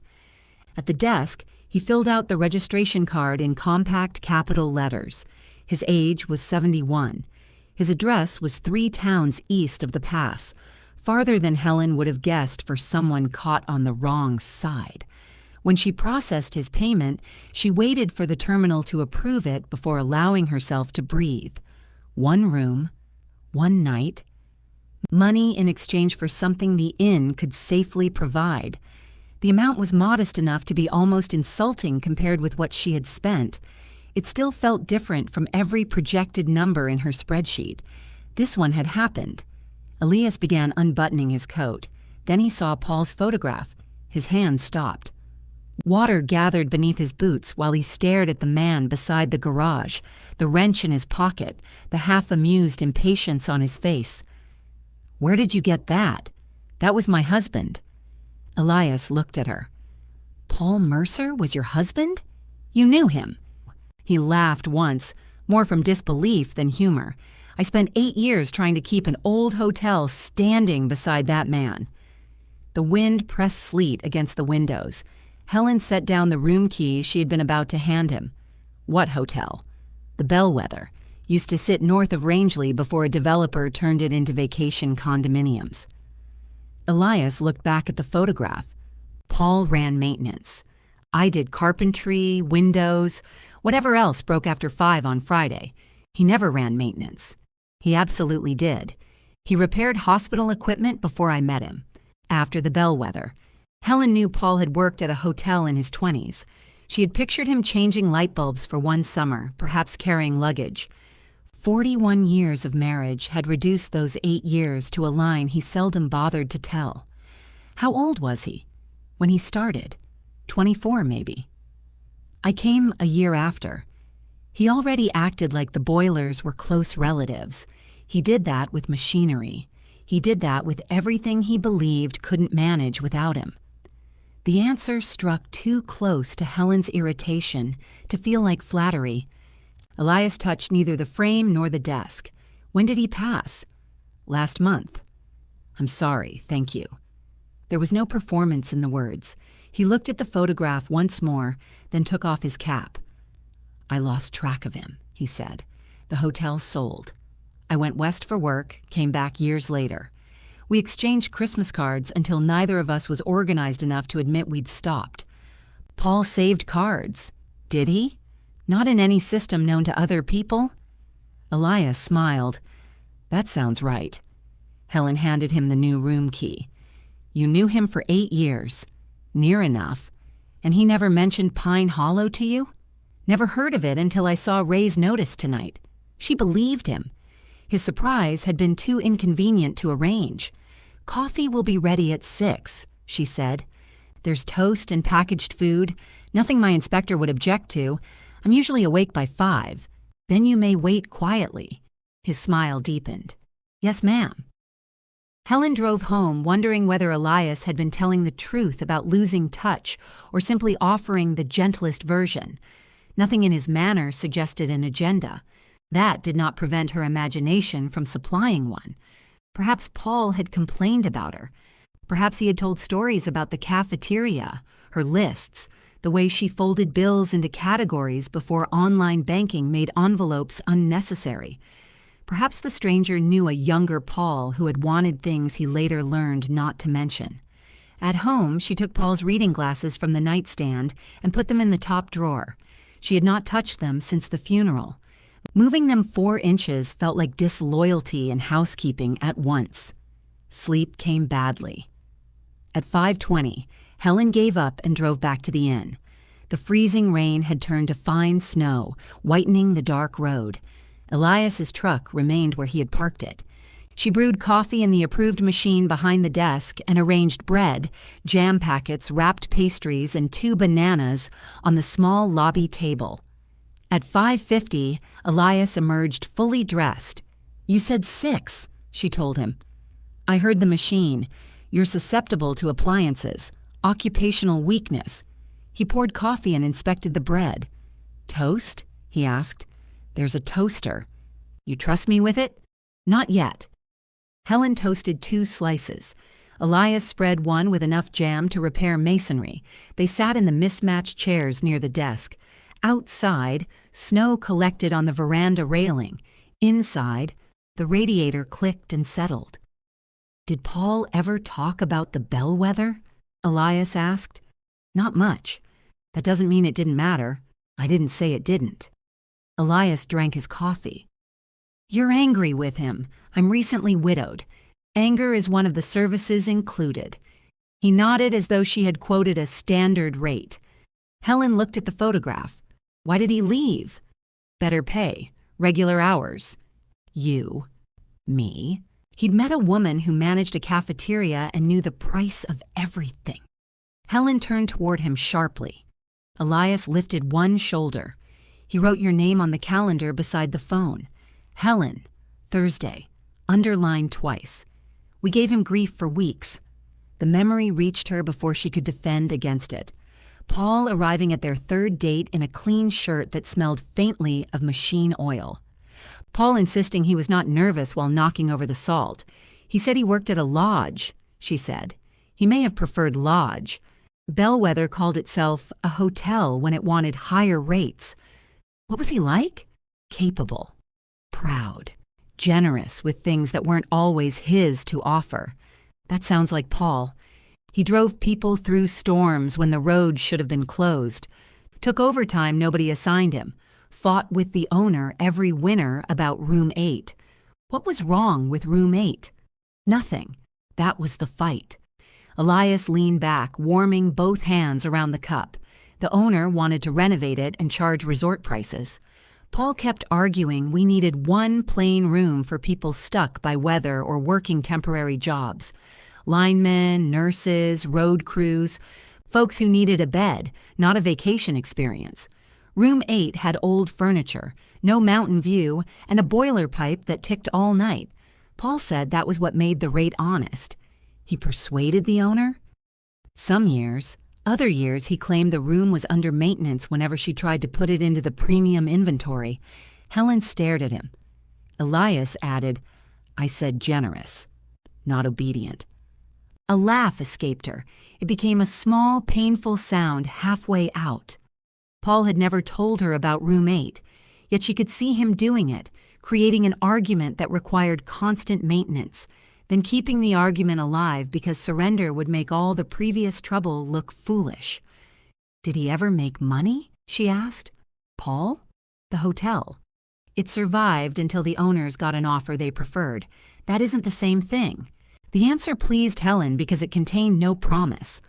Elias carried his plate to the trash and paused beside room 1's road-facing window. He lifted the lower sash an inch, felt along the frame, and closed it again. This window sticks on the right. I know, don't replace it, I didn't ask. Old growth frame, good weights. It needs the paint channel cleaned and the sash cord checked. You can tell from opening it 1 inch? I'm a retired hotel carpenter. We become unbearable because nobody can fire us. Helen opened her ledger behind the desk. Under the date, she wrote his room charge, the lodging tax, and the card processing fee. Then, in the notes column, she added, "First paying guest, knew Paul. Talks too much about windows." Elias read it upside down. "You forgot excellent coffee. I record facts." The pass remained closed until noon. Elias paid for a second night without asking for a discount, then removed his wet coat and nodded toward the front window. "Do you have a screwdriver?" Helen narrowed her eyes. "For the sash," he said. "Advice is free. Work requires permission." She looked at the repaired portion of the inn, the block staircase, and Paul's photograph under the plain white light. "Permission to inspect," she said. "Nothing else." Elias held out his hand for the screwdriver. "That," he said, "is how every expensive job begins." Helen found a screwdriver in Mara's tool chest and called before handing it over. "You called her?" Elias asked. "She owns the screwdriver. I own dozens. They're in your truck." "They are, and you asked for this one." Mara answered on the 4th ring with a drill running in the background. Helen explained that a retired carpenter had inspected the sash and believed the paint channel and cord needed attention. "Did he remove anything?" Mara asked. "Not yet. Does he have insurance?" Helen looked at Elias. "Do you have insurance?" "For standing near windows?" Mara heard him. "That means no. It means I'm retired. Same result. He can show you what he sees. He does not dismantle my permitted work area unless I'm there." Elias held out his hand. Helen did not give him the screwdriver. He smiled. "I like her already." He inspected the window with his fingers. A flashlight and a folded piece of paper he slid into the frame to locate the tight point. He showed Helen where layers of paint had narrowed the channel and where the lower sash dipped slightly on the right. "Cord may be worn," he said, "or the knot slipped. You won't know until the pocket cover comes off. You said it had good weights. It does. You can see through walls? I can hear them." He lifted the sash another inch, then let it settle. Something inside the frame knocked softly. "Cast iron weight," he said. "New replacement windows would cost more, look worse, and fail before this frame does if someone repairs it properly." Helen wrote "properly" in her ledger and drew a line beneath it. Elias looked offended. "I'm being serious." "So am I. Properly is often the most expensive word in an estimate." When Mara arrived that afternoon, she and Elias spent 10 minutes disagreeing about whether the pocket cover had been installed before or after a long-ago repaint. Helen stood beside them with her arms crossed. Finally, Mara removed 2 screws. The cover came free. The cord had frayed nearly through, and the weight hung crooked inside the frame. Elias did not celebrate. He only raised his eyebrows. Mara examined the original wood. "Frame's good." "Old-growth pine," Elias said. "I have eyes. Then this should be going faster." Mara turned to Helen. "May I put him outside? He paid for 2 nights. Then put him in his room." Elias laughed hard enough to cough. Mara replaced both cords, cleaned the channels, and adjusted the stop bead. The window opened with one hand and stayed wherever Helen placed it. The repair cost less than a replacement, though not little enough to qualify as free. Helen entered Mara's time and materials before entering Elias's second night payment. The 2 figures sat 6 lines apart. The window had consumed most of what the room earned. Elias read the page over her shoulder. "You're charging that window rent? It has a better view than you." The pass reopened shortly before noon the next day. Elias packed his small bag but lingered near the desk with his cap in his hands. "I come through this way every few weeks," he said. "Do you routinely ignore road closures?" Only the ones I misunderstand. You understood this one. Eventually. Helen waited. If you work on the other windows, he continued, I could look at them with Mara. Some may be too far gone. Don't let anybody sell you replacements in bulk until you know. I'll pay for professional work. I offered eyes, not labor. Your eyes require coffee. They do. That is compensation. Then make it good. He looked at Paul's photograph before putting on his cap. Your husband could be a difficult man, Elias said. I'm aware. He was also useful in bad weather. The sentence stayed with Helen after his truck disappeared down the road. Useful in bad weather was not the tribute spoken at Paul's funeral. Caroline had described his devotion to family. Luke had spoken about perseverance. A former colleague had said Paul could fix anything, which was kind but demonstrably false. Useful in bad weather felt closer to the man Helen had known. It also described something the inn could become without becoming grand. Helen published the online listing that evening. The first review appeared 2 days later. Elias gave the inn 5 stars and wrote, Clean, warm, honest room. Good coffee. Owner keeps records. Helen called him. What does owner keeps records mean to a traveler? It means she'll remember your reservation. It sounds like a threat. I found it reassuring. You also gave the location 4 stars. The road was closed. That was not the inn's fault. Neither was the weather. Change it. No. She hung up on him. He called back 10 seconds later. Paul did that too, he said. Helen hung up again, this time smiling. Bookings did not arrive in a flood. They came as questions. Did the inn allow dogs? No, not yet. Was there a fireplace in the room? No. Could someone reserve all 12 rooms for a spring gathering? No. And the question made Helen laugh for several minutes. One caller asked whether limited common room access meant the inn was under construction. Helen answered yes. The caller thanked her for her honesty and chose a motel 30 miles away. The next guest was a traveling respiratory therapist named Janice Cole, who had taken a temporary assignment at a rehabilitation clinic in town. She wanted 3 Tuesday nights, reliable Wi-Fi, and quiet after 7. I can promise the first 2, Helen said. The road has trucks. Do they come through the room? Not usually. Janice booked. She arrived with one rolling suitcase and a cooler containing carefully labeled meals. She was 58, tired and delighted by the shower pressure. She did not want breakfast.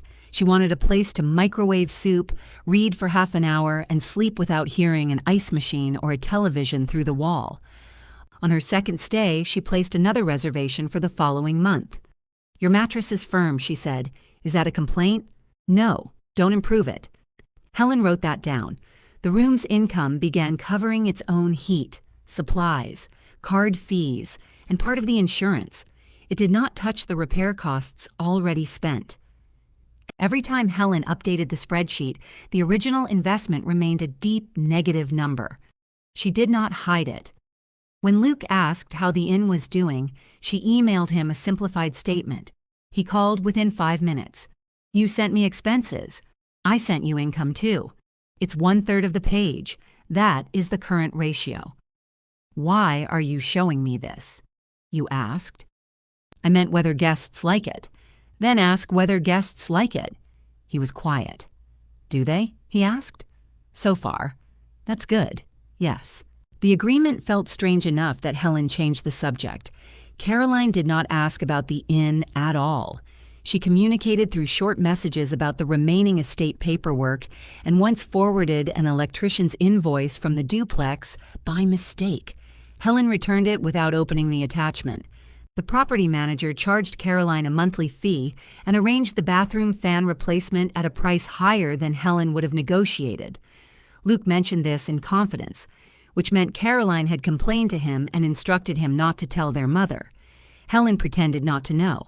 Before Christmas, Luke asked whether she planned to have the family meal at Pine Hollow. The kitchen isn't approved, Helen said. We could bring food. The dining porch is closed. We could use the lobby. The usable lobby contains 4 chairs. We'll bring folding tables. Why?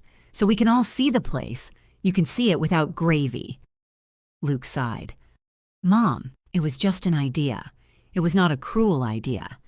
Helen could picture them carrying casserole dishes across the safe section of veranda, Caroline evaluating the mismatched furniture, Luke trying to make the temporary barriers look festive. Paul's photograph would watch from behind the desk while they performed a holiday inside the burden they had assigned her. "No," she said. "Because you're angry?" "Because I don't want my first gathering here to be people pretending the building is finished. Nobody expects finished. You expected sold. That isn't fair." Helen nearly reminded him of the settlement table. Instead, she looked around the lobby. Janice had left that morning. Her room was stripped for cleaning, the sheets churning in Helen's washer at home because commercial laundry remained beyond the electrical plan. The floor near the entrance needed mopping. A delivery of bathroom supplies waited behind the desk. "Come for coffee on the 26th, Helen said. "You and Caroline, 2 chairs each. Where will you sit?" "I work here."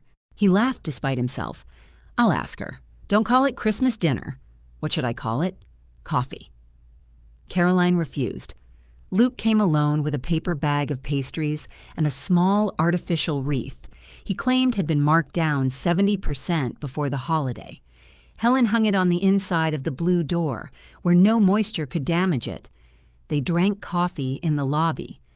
Luke looked around without offering advice until his gaze reached Paul's photograph. "Tell me about the man who knew Dad," he said. Helen had not realized Caroline told him. "His name is Elias Ward. What did he want?" "A room." "No, after that." "Toast." Luke frowned. He didn't ask about the property. He had never heard of it. He knew Dad for years and just happened to see his picture. "People occasionally enter rooms without plotting against us. I'm being careful. For me. For all of us." Helen set down her cup. "There is no all of us attached to this building." Luke looked toward the blocked staircase. "Right," he said. "You're third." The words sounded more bitter than she expected. Before she could answer, a pickup pulled into the drive.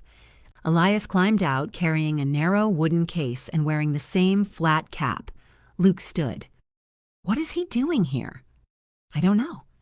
Elias crossed the safe boards, stamped snow from his boots, and entered without attempting to use the damaged railing. He nodded to Helen, then looked at Luke. "You have Paul's ears," he said. Luke's suspicion faltered. Elias placed the wooden case on the desk and opened it. Inside lay a collection of old hand tools, each fitted into a worn slot. "These were mine," he told Helen. "They still are, so don't get excited. I'm passing through next week, and you said Mara was assessing the upstairs sashes. I said she might requires sharper chisels." Luke looked from Elias to the tools. "You're the carpenter. Retired carpenter. You worked with my father. I survived your father." For the first time since entering, Luke smiled. Elias closed the case. "You any good with windows?" Luke glanced at Helen, then back at him. "No." "Excellent. Nothing to unteach." Helen watched both men carry the tool case toward the barrier, arguing before they reached it about whether Paul had possessed patience. Neither asked her to open the closed staircase. She took the key from her pocket. "Inspection only," she said. Elias looked back. "Your mother always this suspicious?" Luke stepped aside so Helen could unlock the barrier. "Only when people give her reasons." Elias looked pleased by the answer. "That means yes," he said. "It means keep your hands visible," Helen told him. Luke carried the wooden case upstairs. Elias followed, using the railing without leaning his full weight against it. Helen went last and locked the barrier behind them so no guest could enter if the front door opened. Afternoon light showed every flaw the work lamps had missed. The wallpaper's pine branches had faded to gray. Water staining spread above room 7. Dust clouded the hallway runner in undisturbed patches, except for Mara's boot prints. Elias stopped at the first window. "Who painted these shut?" "Someone economical," Helen said. "Paint isn't a lock. Tell that to the windows." He took a narrow tool from the case, then remembered the rules and held it out to Helen instead. "This is a putty knife. Dull edge. Run it along the inside seam. No force. Luke watched her. Why does she get the tool? It's her building. The answer was so simple that Helen glanced at Elias. She worked the blade along the painted joint. Old paint broke loose in small white flakes. When the lower sash remained fixed, Elias did not take over. He pointed toward the pulley instead. Look at the cord. Helen saw only a dark line beside the frame. Frayed? She guessed. Gone. Somebody cut it. Probably after the weight jammed. Luke crouched near the sill. Dad would have replaced the whole thing. Elias snorted. Your father would have taken it apart, built 2 special tools, missed supper, and put the original back in. That also sounds right. They moved room by room. Elias spoke in terms of repair, not rescue. 5 windows could likely be restored with new cords, cleaned channels, and minor wood patches. 2 had rotted lower rails that required rebuilding. The cracked end window needed new glass and careful removal of old glazing. 1 frame beneath the roof leak could not be judged until the wall dried fully. None of that makes these rooms rentable, Helen said. No, Elias agreed. It keeps rain out while you decide whether they ever will be. In room 6, Luke stood at the window overlooking the carriage shed. Dad wanted to turn that into workshops. He told you? Every time we hauled something into it, he told me it would store linens. Elias looked between them. Paul could fit 6 futures into 1 empty building. Without completing any of them, Helen said. Luke rested a hand on the sill. He really kept a cheap room at that hotel. Affordable, Elias corrected. Not cheap. What's the difference? Cheap tells you what the room is worth. Affordable tells you who can use it. Helen waited for him to romanticize Paul's generosity. Elias only examined the failed glazing beside the glass. The bellwether still charged, he said. Paul wasn't giving away the owner's property. The room had older furniture and no view. He kept the price tied to what traveling workers could pay. When storms trapped people, it filled before the fancy rooms did. Did it make money? Helen asked. It paid for itself. Didn't make anybody rich. That is becoming the motto here. Elias nodded toward the hallway. There are worse ones. Downstairs, Luke helped return the tool case to Elias's truck. He came back, rubbing his hands against the cold. You could use room 2, he said. Helen looked toward its closed door. The dead squirrel was gone, but the room still held stained carpet, a radiator of unknown temperament, and the faint smell of disinfectant. I could use many things after spending money on them. It's on the safe floor. It isn't in the permitted area. Could Mara add it? She could give me a price. Luke hesitated. I could help strip the carpet. If the survey cleared it and Mara approves, I know. No casual demolition. I heard you. No videos where a man hits a wall with a hammer and discovers his personality. Luke laughed. I'll ask first. Elias came through the door again. Your son put my tool case in upside down. The handle was up, Luke said. Cases have an orientation. It's a wooden box. So is a coffin. You still care which way the person faces. Helen closed her eyes. Coffee? Both men said yes. She made another pot, then showed Elias her current room rate and the actual cost per occupied night. Laundry, heat, cleaning supplies, card fees, taxes, insurance allocation, and her labor. If I copy Paul's room 8, I lose money, she said. Elias studied the figures. Then don't copy it. You told me the story as if it meant something. It means he believed usefulness mattered. It doesn't mean he was good at your books. Luke leaned over the sheet. You didn't include repairs. Repairs are capital cost. You still have to earn them back. Eventually. How eventually? Helen took the page away from him. Drink your coffee. Elias tapped the posted rate. Keep your regular rate. If the room is empty and the pass closes, offer a weather rate to working travelers. Enough to cover the night and your time. How do I know they're working travelers? You ask. What stops everyone from claiming it? Most people don't negotiate during freezing rain. They want a key. Helen considered a reduced rate that activated only after an official road closure and only for same-night occupancy. It would not be charity. It would not undercut reservations. It would make an otherwise empty room useful in exactly the conditions the inn could serve. She wrote weather rate at the bottom of the page. Luke saw it. Dad would like that. He isn't the owner. No, Luke said. You are. The sentence sounded like acceptance. Helen did not trust it yet, but she kept it. Mara's estimate for room 2 arrived with no mercy for family enthusiasm. The carpet could be removed safely. The radiator needed pressure testing. A second bathroom was unnecessary because the existing one could serve the added room only if Helen rented both rooms to a single party or altered the hallway access. A private bathroom for each room would require converting the old office washroom, moving plumbing, and expanding the permitted zone. One more room becomes 4 projects, Helen said. That's buildings, Mara replied. What if I rent room 2 only when room 1 is vacant? Then it's not a second rentable room, it's an alternate bedroom. So I'd spend money to earn the same number of nights. Correct. Helen postponed it. 2 days later, Janice booked every Tuesday for the next 6 weeks. A utility survey team reserved 3 consecutive nights. Helen's single room reached an occupancy rate high enough to turn away 4 callers. Room 2 moved from cosmetic to necessary. Helen approved the carpet removal and radiator test while asking Mara to price the office washroom conversion separately. Luke came on a Saturday wearing old clothes and a dust mask. He lifted carpet tack strips under Mara's supervision, complained about his knees, and bled through 1 glove after ignoring a staple. Helen cleaned the cut at the lobby desk. I told you to wear the thicker gloves. I was wearing gloves. You were wearing confidence made of fabric. Luke held still while she applied a bandage. Dad used to say you enjoyed injuries because people had to listen to you. Your father said that while refusing to get a burn treated. He still had the scar. He still had many things because I took care of them. Luke studied her bent head. I know, he said.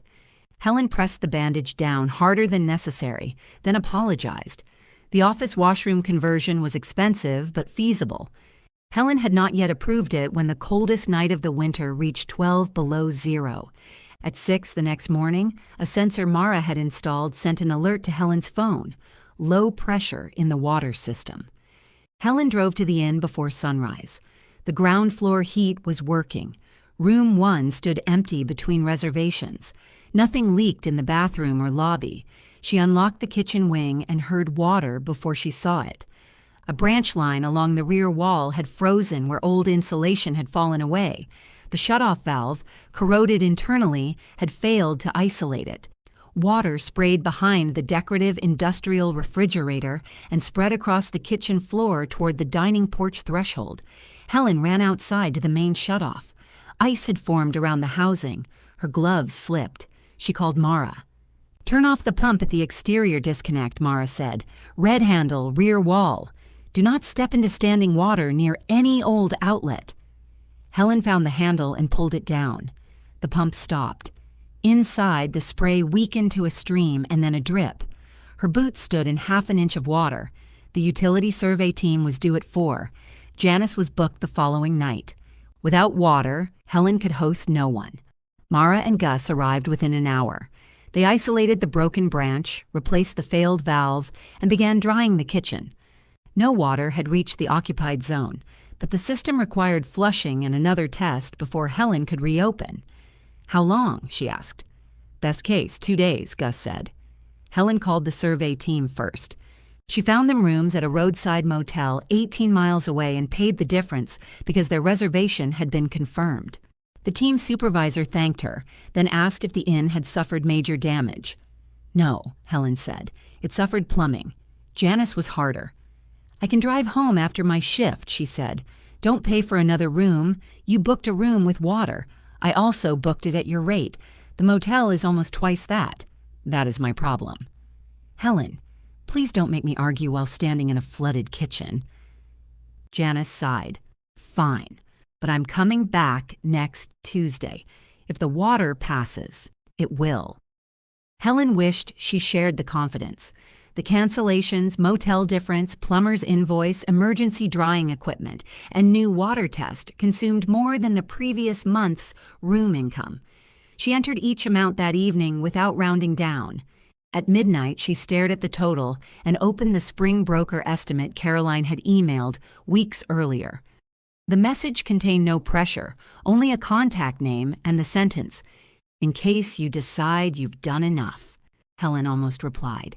Instead, she closed the message and opened the photograph Luke had taken after removing room 2's carpet.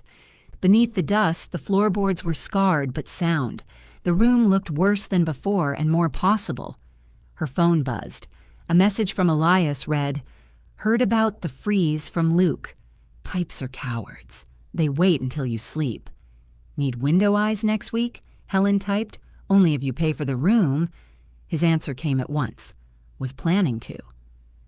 Helen looked again at Caroline's message, then moved it into a folder labeled Property Options. Not deleted, not accepted. In the ledger, beneath the day's losses, Helen wrote one final line: "Closed until water is safe." Then she added, "Not closed forever." The water passed on the second test. Helen read the email twice, then forwarded it to Mara, Gus, Janice, and the utility survey supervisor. She printed a copy for the inn's compliance binder and another for the kitchen wall, though no guest could enter the kitchen. Mara removed the drying equipment that afternoon. The rear wall remained open where the branch line had frozen. Wet insulation filled 6 disposal bags, and a section of damaged cabinet base had been cut away. "Insulate all of it," Helen said. "All of what?" "Every pipe that could decide to become dramatic. That is not a recognized construction quantity. Price it anyway." The added work consumed most of the money Helen had reserved for room 2's bathroom. She delayed the conversion again and reopened room 1. Janice arrived the following Tuesday with her cooler and a new pair of slippers. "Water?" she asked at the desk. "Hot, cold, tested, and emotionally expensive. Perfect." She handed Helen an envelope containing the amount Helen had paid toward the motel. "No, you covered a room I told you I didn't need. I failed to provide the one you booked, and then you solved the problem. Take it. That isn't how a business works." Janice placed the envelope beneath the desk lamp. "Then credit my next 3 stays. That is also not how—" "Good night, Helen." She rolled her suitcase down the hallway before Helen could finish. The envelope contained cash and a note in Janice's neat handwriting. "Reliable does not mean nothing ever breaks. It means somebody answers when it does." Helen entered the money as advance payment and issued receipts for all 3 nights. Elias returned on Thursday, paid the regular rate, and complained that room 1's repaired sash now opened so smoothly it lacked character. Mara met him upstairs the next morning. Together they assessed the remaining windows while Helen recorded measurements and Luke scraped failing putty under supervision. Elias knew the old joinery. Mara knew current code, materials, and what work her insurance allowed. Their arguments became a kind of duet. "You can splice this rail," Elias said at room 9. "I can," Mara answered. "I won't until the wall is dry." The wall is dry. The meter says otherwise. The meter has no intuition. The meter also has no beard full of dust. Luke leaned toward Helen. "Are they always like this? They enjoy it." "I heard that," Mara said. By noon, they had a phased window schedule. The cracked end window and the 2 worst lower rails would be repaired before spring rain. The rest could wait. Elias supplied the names of wood profiles and demonstrated how to distinguish surface softness from deep rot. He did not offer to buy materials or produce a miraculous supply of antique sash. He made the existing problems more legible. That was valuable enough. At coffee, Helen showed him the ledger entry for the frozen pipe. He winced. "You paid the motel difference?" "I confirmed the reservation. Paul would have driven them there himself and damaged his transmission. Paul had poor boundaries. He called them principles. They were often both." Elias stirred his coffee. Room 8 at the Bellwether had a pipe freeze once. Paul slept in the boiler room 3 nights afterward. That did not prevent another freeze. No, but it prevented sleep. Helen looked toward the closed kitchen. For years, she'd admired Paul's willingness to exhaust himself and resented the price everyone else paid for it. She did not want his inn to become another machine maintained by a human part that could not be replaced. "I'm cutting one cafeteria shift," she said. Elias nodded. "You could pretend that was a difficult decision. I could. It was." "Then why insult it with applause?" Helen eyed him. "Your room rate just increased." "Put it in the ledger." She reduced her schedule to 2 mornings. The lost wages delayed room 2, but her back stopped tightening every afternoon. She had enough energy to clean without hurrying, and enough patience to answer booking questions without treating them as moral tests. The utility survey team rescheduled. 3 men in their 50s arrived with heavy cases, reflective jackets, and boots that carried road sand into every corner of the lobby. Because Helen had only 1 room, 2 stayed elsewhere. The crew leader, Marcus Bell, booked room 1. At 10 that night, Helen discovered all 3 men in the permitted common area eating takeout around the small table. They had dragged the lobby chairs closer, and wet boots lined the wall near the heater. Marcus stood. "We can clear out. The common area closes at 11. We saw the sign. You also saw the floor mat." All 3 looked at the trail of melting grit between the entrance and table. They cleaned it without argument. The next morning, Helen found 3 coffee cups washed beside the approved sink station and a folded road map marked with the locations where snow drifted worst. Marcus reserved another week in February. "We could use 3 rooms if you had them," he said. "I don't. You going to?" "Maybe 2. When?" "When money and plumbing reach an agreement." He laughed and gave her the office number for the company's travel coordinator. It was not a contract. It was a possible caller attached to possible work. Helen placed the card in her booking file, not her income projections. Still, the demand altered room 2's arithmetic.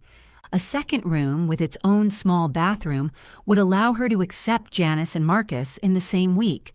Existing reservations suggested it could cover the added work within 2 years if occupancy held. If it did not, Helen would have purchased a functioning bathroom in a building she owned.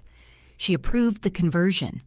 The old office lost its swollen filing cabinets and adding machine. Mara framed a compact bathroom without blocking access to the electrical panel. Gus routed new supply lines inside the heated zone and added accessible shutoffs. Helen chose the same gray tile, the same plain fixtures, and no decorative mirror lights. "Consistency," she told Caroline when her daughter finally came to see the work. "Or stubbornness," Caroline said. "Consistency with stronger shoes."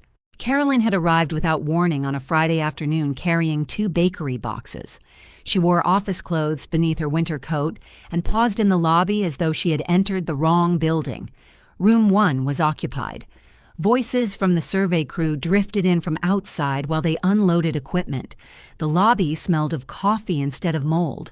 The desk lamp illuminated Helen's open ledger, reservation calendar, and a jar containing wrapped mints Janice had contributed after declaring the lobby too disciplined. Caroline looked toward the barrier. "You still haven't opened upstairs. I still haven't made it safe. But you're adding another room. 1. The listing says, limited reopening. That is what it is." Caroline set the bakery boxes on the small table. "I brought muffins. Are they labeled with heating instructions?" The joke did not land. Caroline removed her gloves, finger by finger. "I came to apologize," she said. Helen waited. "For saying you were punishing me. That was not the part I expected." The property manager found the accounting error. It was the deposit date. Helen knew better than to look pleased. "He charges $95 an hour for bookkeeping outside the monthly package," Caroline continued. "He? Mr. Devlin? Then Mr. Devlin values his time." Caroline's mouth twitched. "You could say I received your point. I didn't charge enough.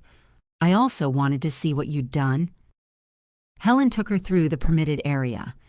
Caroline examined the clean guest room after Marcus gave permission, the shower, the new handrail, and room 2's unfinished bathroom. She asked intelligent questions about insurance, occupancy, and expected payback. Helen answered with numbers. "You could probably charge more," Caroline said. "I could probably lose Janice." "Who is Janice?" "A regular guest." The phrase affected Caroline. Helen saw it. "You have regulars, too, and the survey company. They are recurring, not regular. What's the difference?" "Confidence." Caroline studied the reservation calendar. "Have you thought about a booking platform with dynamic rates?" "Yes. I use one for—" She stopped before saying the duplex. Helen let the silence sit. Caroline moved to Paul's photograph. "Luke told me about Elias. You could have come for coffee. I wasn't ready. To see the inn, to sit here and pretend I hadn't wanted you to sell it." Helen leaned against the desk. "You still want me to sell it?" Caroline's eyes remained on the photograph. "I want you not to get hurt. That answer can mean anything you need it to mean." "I know." One of the survey men opened the front door, letting in a burst of cold. Caroline stepped aside while he removed his boots on the mat. He greeted Helen by name and asked whether coffee would be ready at 6. "6, Helen said, "not 5:50. He grinned. "Yes, ma'am." Caroline watched him go down the hallway. "You look busy," she said. "I am." "Happy?" The question was more dangerous. Helen glanced around the unfinished lobby.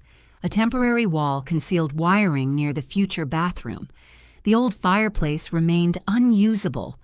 One armchair had a stain no cleaning could remove. Her left boot was wet from mopping the entrance, and an insurance payment was due Monday. "Occupied," she said. Caroline nodded as though she understood. Before leaving, she opened one bakery box. 4 blueberry muffins sat inside without labels. "I thought your guests might like them. I can't serve food made off-site unless it comes from an approved commercial kitchen.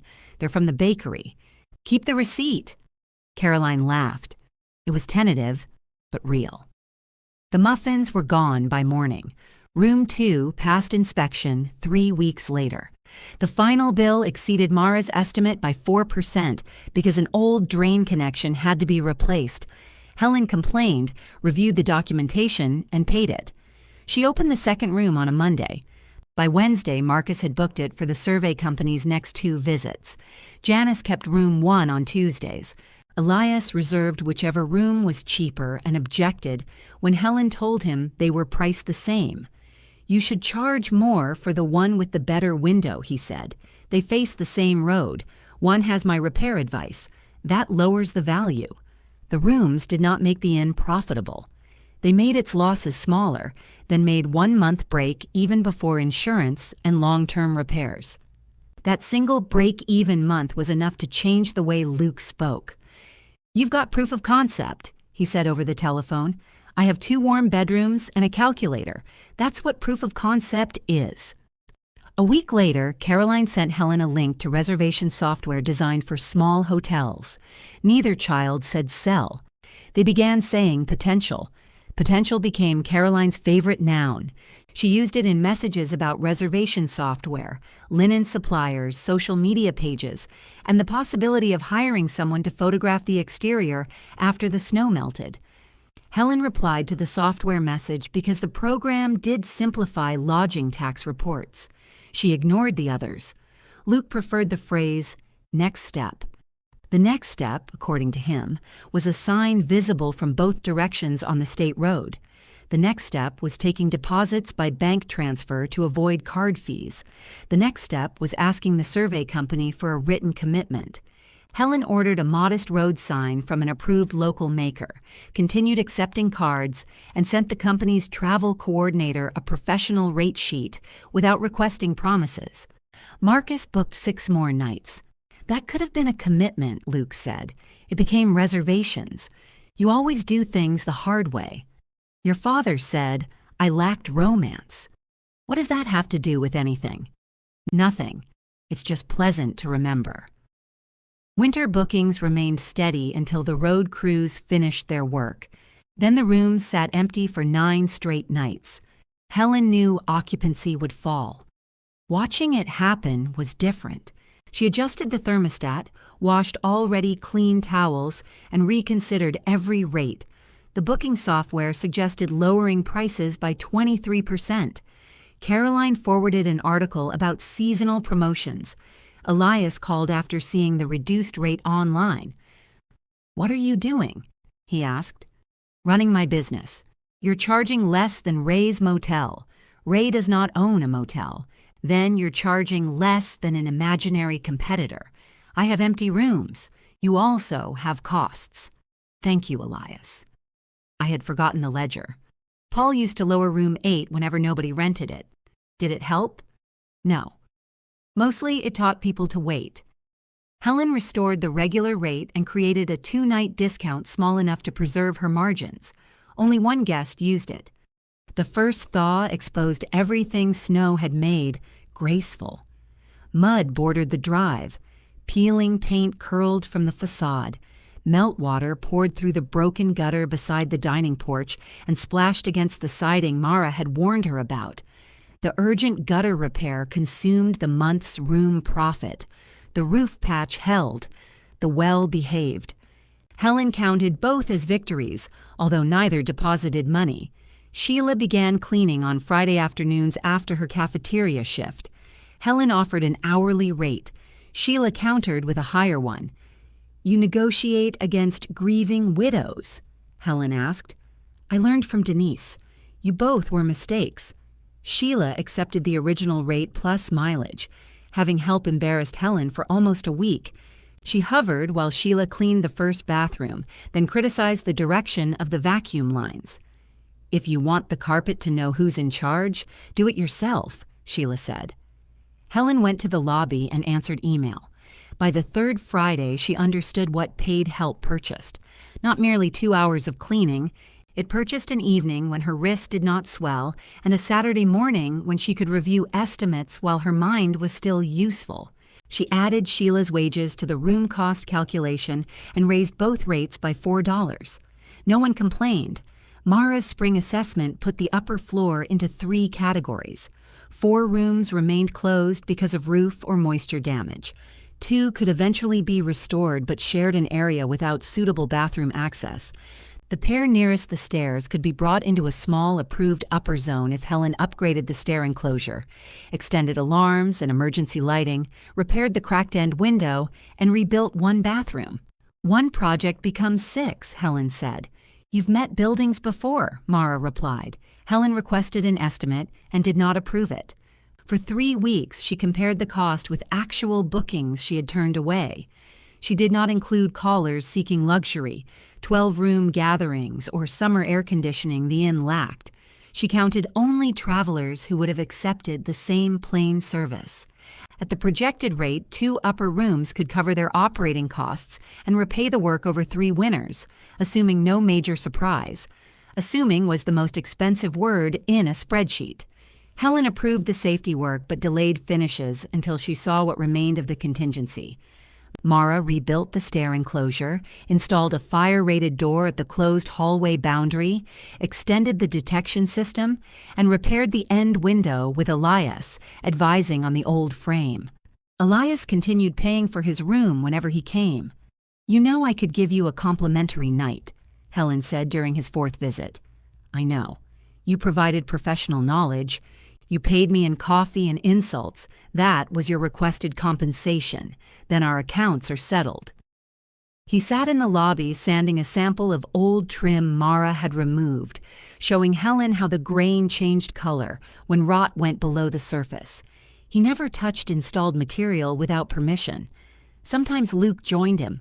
They argued about tools, baseball, and whether Paul had been patient. He waited 3 days for a boiler fitting during an ice storm, Elias said. "He threw a wrench through a cabinet door," Luke replied. He waited angrily. Helen found both accounts believable. The stair work uncovered a section of plaster damage larger than expected. The bathroom drain needed replacement. Emergency lighting required another circuit. Helen postponed painting the exterior and used that money to finish the 2 rooms. She chose the same firm mattresses and washable curtains. One room received a maple dresser, salvaged from room 7 after Mara cleared it. The other needed a new dresser. Helen bought a plain one made locally because the cheaper flat-pack version would not survive heavy suitcases. The upper rooms opened in early autumn, almost a year after the settlement table. 4 rooms did not make Pine Hollow Inn a resort. They made laundry a schedule instead of an errand. Helen stopped cafeteria work entirely. She paid Sheila for 2 regular afternoons, and herself a modest weekly amount that looked almost comical beside what she had once earned. Still, the first transfer from the inn's business account to her personal account felt more legitimate than any projection. She labeled it owner wage. Elias saw the entry. About time. You are not authorized to read my ledger. You leave it open. That is not authorization. Paul hid his. And did you read it? Of course. Helen closed the ledger. Your location rating is about to lose another star. Reliable autumn bookings came from the rehabilitation clinic, utility contractors, traveling tradespeople, and drivers avoiding an early storm.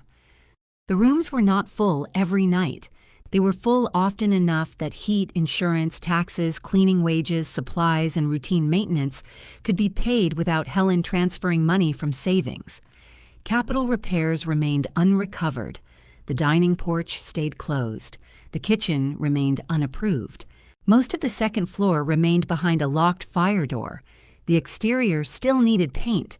Helen kept those facts visible in every report. Caroline looked past them. You're turning people away, she said one evening in the lobby. Sometimes that's lost revenue. It's also a full inn. 4 rooms is not a full inn. It's 1/3 of a full inn. It's all the inn I operate. Caroline had begun coming by twice a month.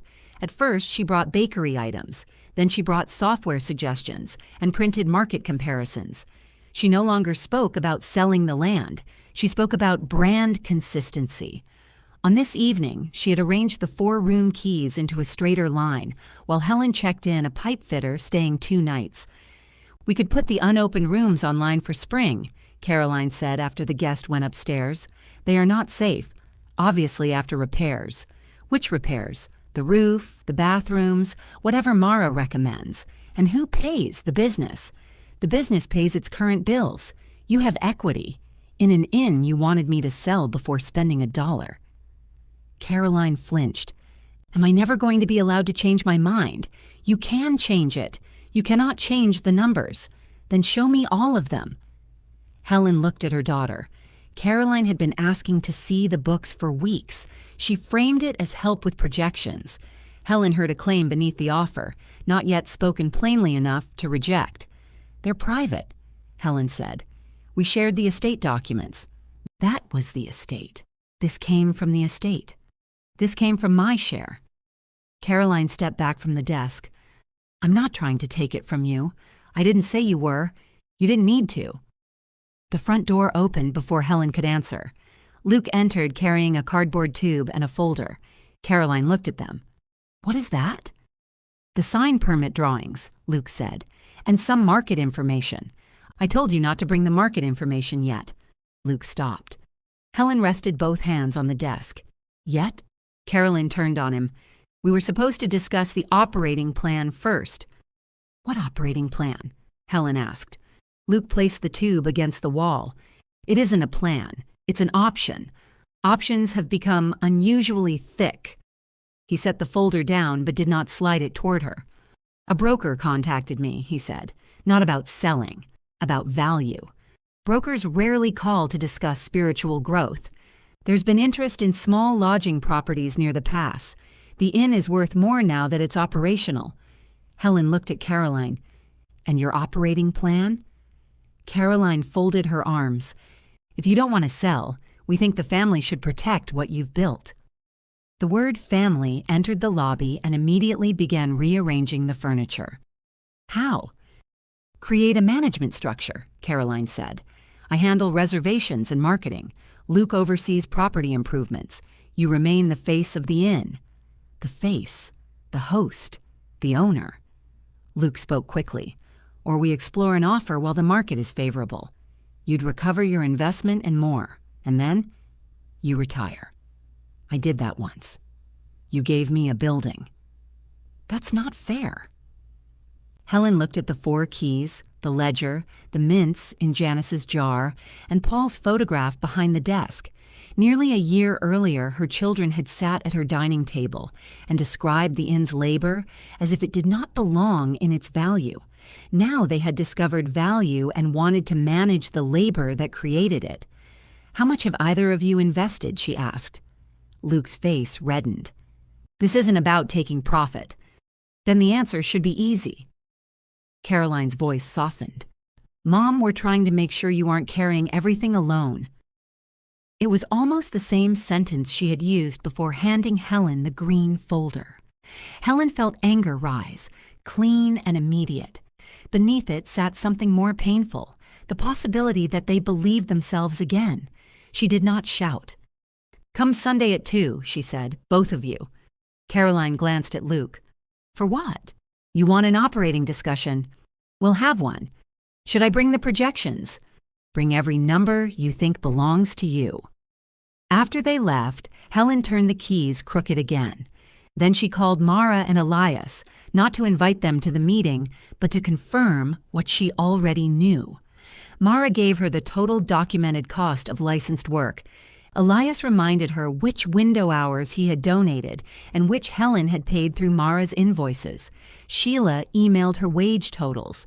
Helen printed bank statements, tax payments, insurance bills, guest income, refunds, supplies, and every transfer from her savings. On Saturday night, she added one final column, unpaid labor, Helen Mercer. For the first time, she assigned it a rate. The number made Helen uncomfortable. She had recorded cleaning, booking correspondence, supply runs, inspection appointments, snow clearing, laundry, bookkeeping, and the hours she spent at the inn while contractors worked. She had not counted time spent awake worrying because anxiety was not a billable skill. Even at a rate lower than Mara's, lower than the property manager's, and lower than Helen's last cafeteria wage, adjusted for the years since retirement, her labor exceeded what the inn had earned. She checked the formula 3 times. On Sunday, she placed the printed pages in 3 stacks around Paul's old work table. The table had stood in their garage for most of their marriage, scarred by clamps and dotted with circles from paint cans. Helen had paid 2 movers to bring it to the inn after the common area passed inspection. Its thick top was ugly, level, and almost impossible to damage. 4 mismatched chairs surrounded it. She put Paul's chair nowhere. Caroline arrived at 1:50 carrying a laptop bag. Luke came 6 minutes later with the folder from Friday and a cardboard tray of coffees. "Peace offering," he said. "We haven't started fighting. I believe in reserves." Helen locked the front door and turned the small sign to private meeting. All 4 rooms were empty until evening. The inn was quiet except for the new heating system and an occasional tap from the old radiator behind the desk. Caroline opened her laptop. Luke unrolled his drawings but kept the market folder closed. Helen sat facing the blue front door. "Your meeting," Caroline said. "How do you want to do this? You tell me what you want. We want to help. That is not specific." Luke slid a coffee toward Helen. She took it but did not drink. Caroline turned the laptop around. A spreadsheet showed projected occupancy for 8 rooms, dynamic seasonal rates, platform fees, cleaning costs, and estimated revenue. "You made projections for rooms that are closed," Helen said. "Future rooms. 4 of them have water damage. I included rehabilitation costs." "From where?" "Mara's invoices and average renovation costs for comparable inns." "You use my invoices?" Luke had the electrical total from the estate insurance records. That was before most of the work. Caroline clicked to another page. "Then we adjust. That's the point of planning." Helen studied the figures. They were polished, color-coded, and wrong in 6 visible ways. The occupancy assumptions exceeded what the state road delivered outside winter. Laundry costs were based on residential use. The estimate for bathrooms ignored the old drain stack. The model contained no reserve for roof work and assigned Helen no wage. "Where am I?" she asked. You're the owner. Owners eat. I assume distributions after expenses. You assumed I work until profit appears." Caroline's fingers went still on the keyboard. Luke leaned forward. "Nobody said you'd do everything. We'd hire more cleaning help. And the desk? We could use remote check-in. And weather closures, frozen pipes, guests who arrive with no signal. That's operations," Caroline said. "We can build a process. You built revenue before the rooms. We're trying to show what's possible." Helen pushed the laptop gently back toward her. "Show me what is true." Luke opened the market folder. A broker's analysis put the inn's current value above the original appraisal. The increase was meaningful but not transformative after selling costs, taxes, Helen's cash investment, and the work still unfinished. The broker had included language about upside potential and repositioning the asset. "Reposition it where?" Helen asked. "It's a term. It's currently beside the road. That position seems important." Luke rubbed his jaw. "The point is, you could sell now without taking a loss." "Whose definition of loss?" "You'd recover the cash you put in and the labor." "That's harder to calculate." Helen turned over the top page in her stack. "No," she said, "it isn't." She gave them copies of the ledger summary. Caroline read first. Her eyes moved down the categories, slowing at the labor column. Luke reached the final total and leaned back. "You're charging the inn for every hour you spent here?" he asked. "I'm measuring it." "At that rate? It is less than you paid the property manager to locate one deposit." Caroline looked up. "That is not comparable. Why? He's a professional." The word left a mark before Caroline understood where it had landed. "Mom, I didn't mean. I managed a kitchen budget larger than this inn's current revenue. I kept the duplex books for 9 years. I balanced our household through 2 layoffs, your father's medical expenses, and both your periods of temporary emergency that lasted longer than advertised." Luke looked down. Helen continued evenly.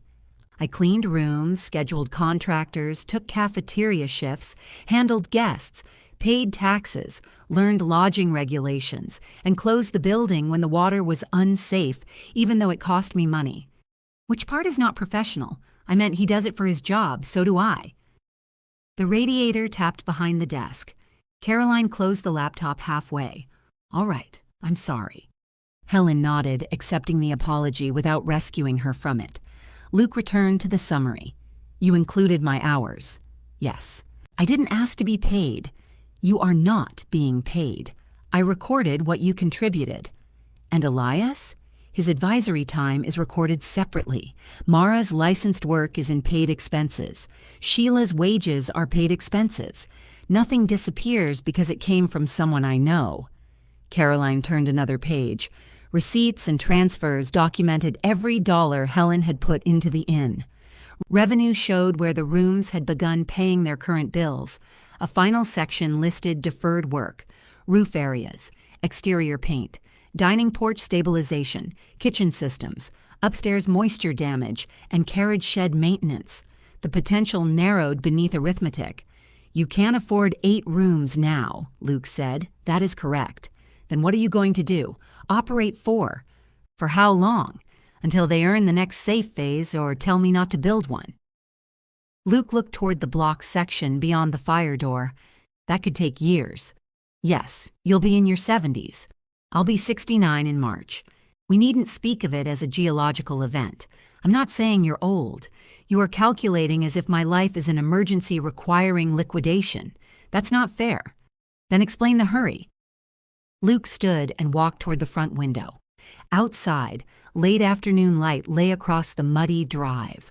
The road sign was visible beyond the low stone boundary. He spoke without turning. "I watched Dad pour money into this place until he got sick. I watched you make every other part of life work around whatever he had decided mattered. When you started doing the same thing, I thought you couldn't see it." Helen's anger shifted but did not vanish. "And now?" she asked. Now it might actually work. There it was, plain enough to touch. Helen looked at Caroline.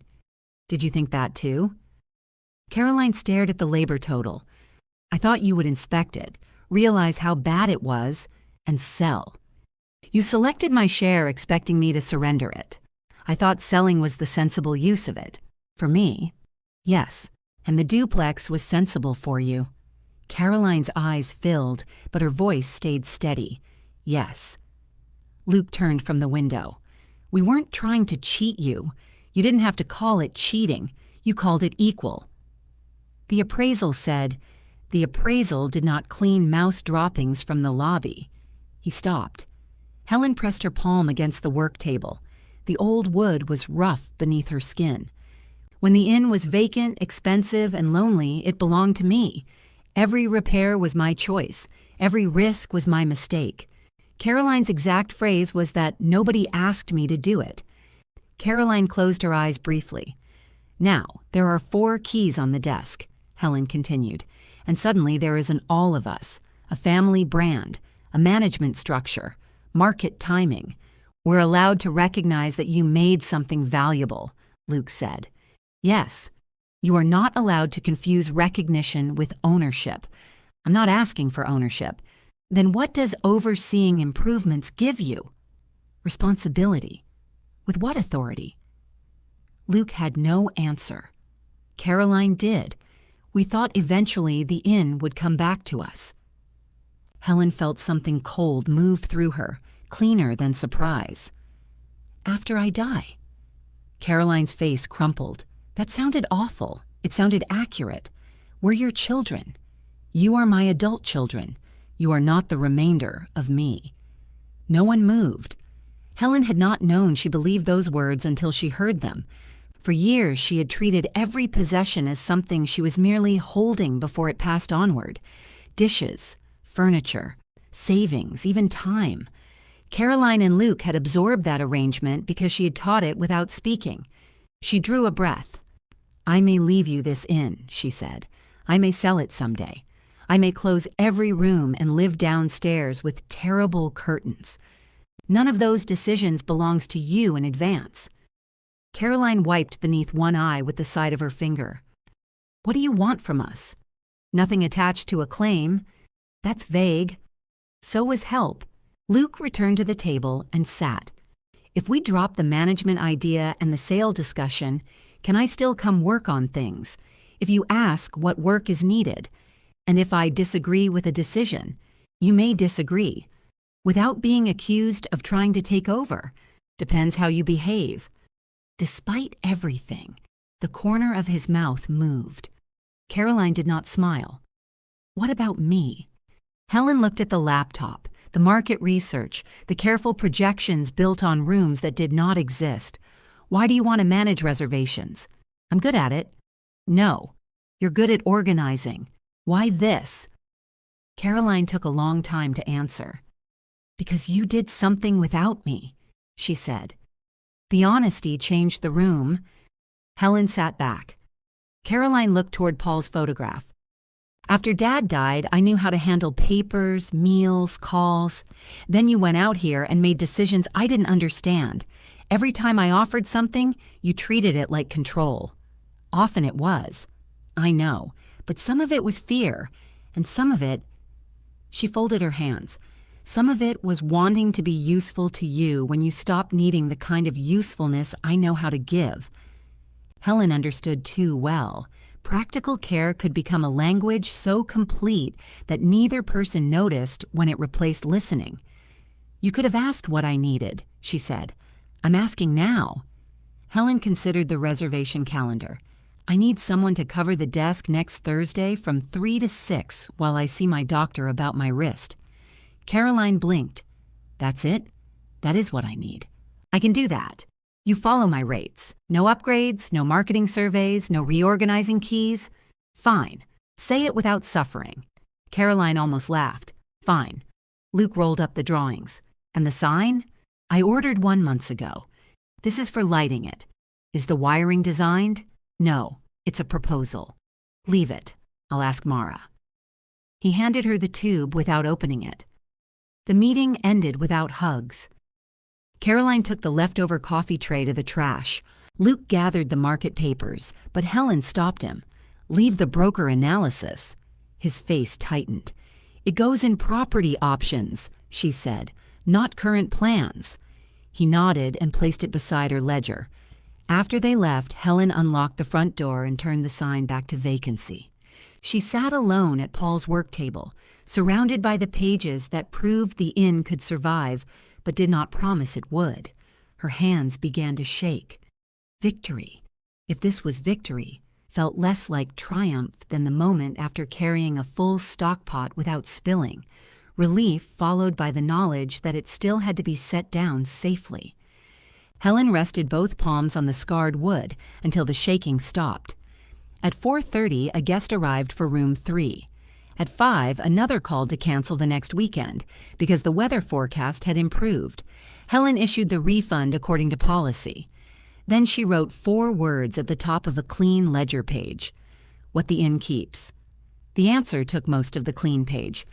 The inn kept enough money to pay taxes, insurance, utilities, Sheila's wages, and Helen's own weekly wage before any new room was considered. It kept a repair reserve that could not be borrowed for curtains, advertising, or optimism. It kept 4 rooms until 4 rooms proved they needed a 5th. It kept the weather rate. Helen wrote the rules beneath it.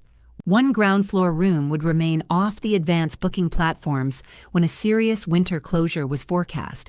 It would be offered at a reduced same-night rate to stranded workers and necessary travelers, then released to anyone after 8. The price would cover cleaning, heat, tax, supplies, and labor. It would not recover renovation costs or subsidize vacations. Paul's room 8 had been an argument. Helen's would be a policy. She placed the page in the operations binder and went home. Caroline arrived for her Thursday desk shift 12 minutes early. She wore dark slacks, a navy sweater, and an expression usually seen on people approaching medical procedures.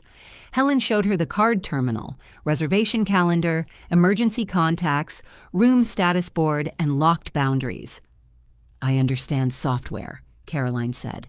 "The software does not tell you that room 3's guest prefers the parking space nearest the railing because of his knee. Did he request an accessible room? He requested that parking space. That should be in his profile." "It is. I'm also telling you." Caroline wrote it on a notepad. Helen continued. "No one goes beyond the fire door. If the water pressure alarm sounds, call Mara, then me. If a guest asks for a refund, the policy is in the binder. If they have a problem not covered by the policy, use judgment and document it." "What kind of problem?" "If I knew, it would be covered." Caroline glanced at Paul's photograph. "You're enjoying this." "Immensely." At 3:15, Helen left for her wrist appointment.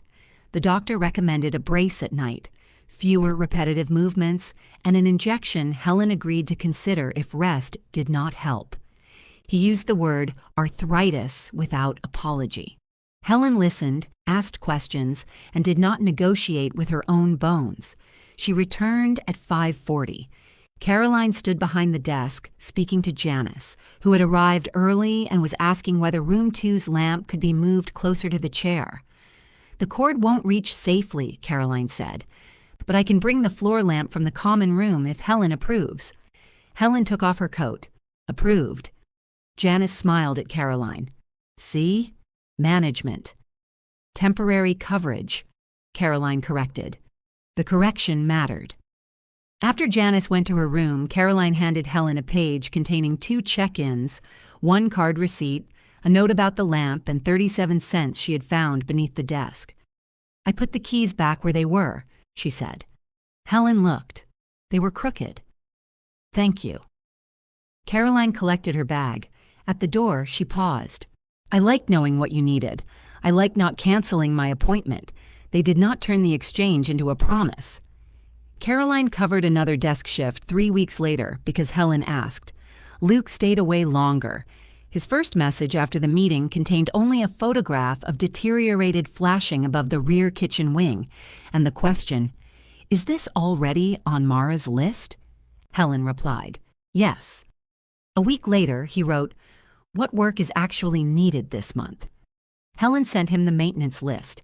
He chose clearing dead branches from the low stone boundary and asked whether he could bring his own saw. Mara inspected the area first. Luke spent a Saturday cutting brush and stacking branches near the carriage shed. He recorded his hours on the sheet beside Sheila's cleaning log without comment. At lunch, he studied the bowed section of veranda railing. "I could rebuild that this summer. You could help Mara's carpenter rebuild it. I know how to set posts. You knew how to remove carpet until the staple." He flexed the finger she had bandaged months earlier. "You save evidence. I keep records." He nodded toward the inn. "4 rooms, then?" "4. You won't change your mind?" "I change it frequently. I require the numbers to change with it." Luke looked dissatisfied, but he did not argue. The 4-room inn survived mud season by earning less. Helen reduced Sheila's schedule by agreement, lowered occupied room heat instead of whole building heat, and spent quiet days repairing linens and updating supplier prices. She did not panic discount. She did not open damaged rooms because empty safe rooms offended her. 1 month failed to cover Helen's full wage. She paid herself half and recorded the balance owed. The next stronger month repaid it. That entry pleased her more than pretending she'd worked for free. The summer roof inspection found no new major leaks. The dining porch stabilization remained too expensive to begin without weakening the reserve. Helen paid to stop further water entry and kept the room closed.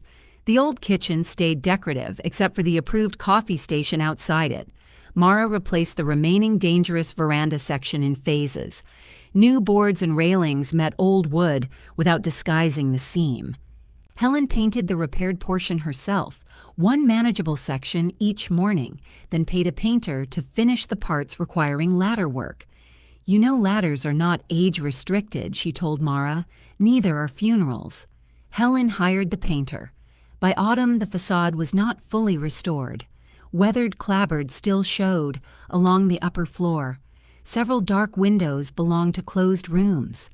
The dining porch remained visibly tired, yet the blue central door opened cleanly, the front railing stood straight, and 4 windows held warm light on occupied nights.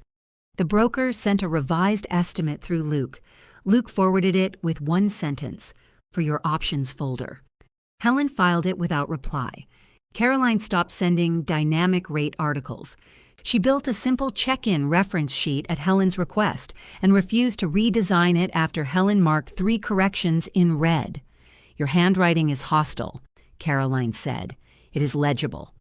"That is not the same thing." They argued for 5 minutes, changed 2 items, and kept 1 exactly as Caroline had written it. The duplex books never returned to Helen's table. Caroline complained about the management fee once, caught herself, and changed the subject. When a tenant's refrigerator failed, she handled the replacement without reporting every decision to her mother. Luke no longer called each repair the next step. He brought questions, sometimes opinions, and occasionally lunch. Helen accepted the lunch more often than the opinions. On the anniversary of Paul's death, they met at Helen's house. Caroline brought food without heating instructions. Luke washed dishes. No one mentioned the estate settlement until Caroline stood to leave. "I'm sorry we gave you the inn the way we did," she said. Luke remained by the sink, drying a plate that was already dry. Helen waited because she had learned not to rescue apologies either. Caroline continued, "I can't honestly say I would choose differently if I went back with only what I knew then. I was scared, and I wanted the easier property. But I knew it was easier. I shouldn't have called the division equal." Luke put down the plate. "I knew too," he said. "I thought the appraisal made it defensible." "Defensible is not the same as decent," Helen said. "No." The apology did not restore the money or remove the winter Helen had spent carrying their self-protection. It also did not mean nothing. "Thank you for saying it plainly," she told them. Caroline nodded, crying without hiding it. Helen hugged her because she wanted to, not because the tears required payment.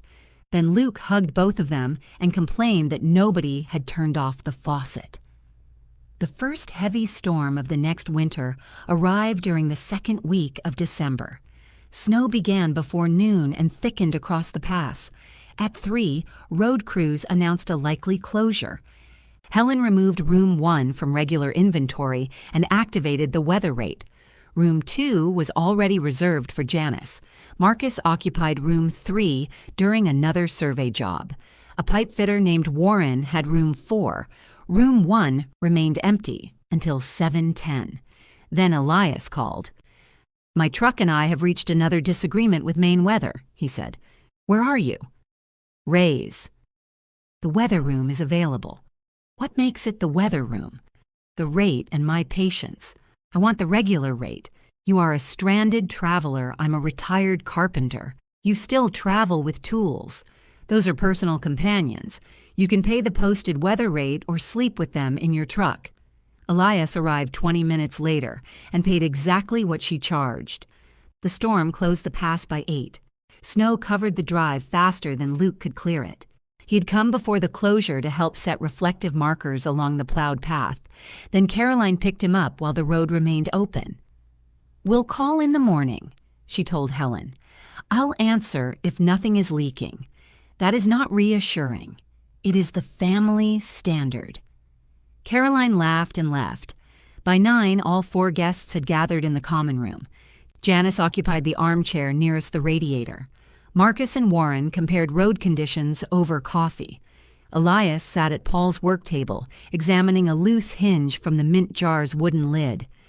"You are off duty," Helen told him. "This is not a window. That is not a defense." She took the hinge away and replaced it with a wrapped mint. Sheila had left a pan of approved bakery rolls before the storm. Helen warmed them in the permitted countertop oven and set them beside coffee, butter packets, and paper napkins.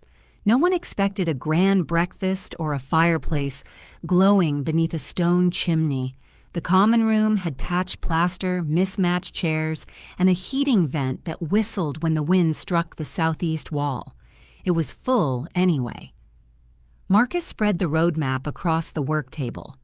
Warren described a motel in Vermont where the shower had operated only in bursts, timed to the traffic light outside.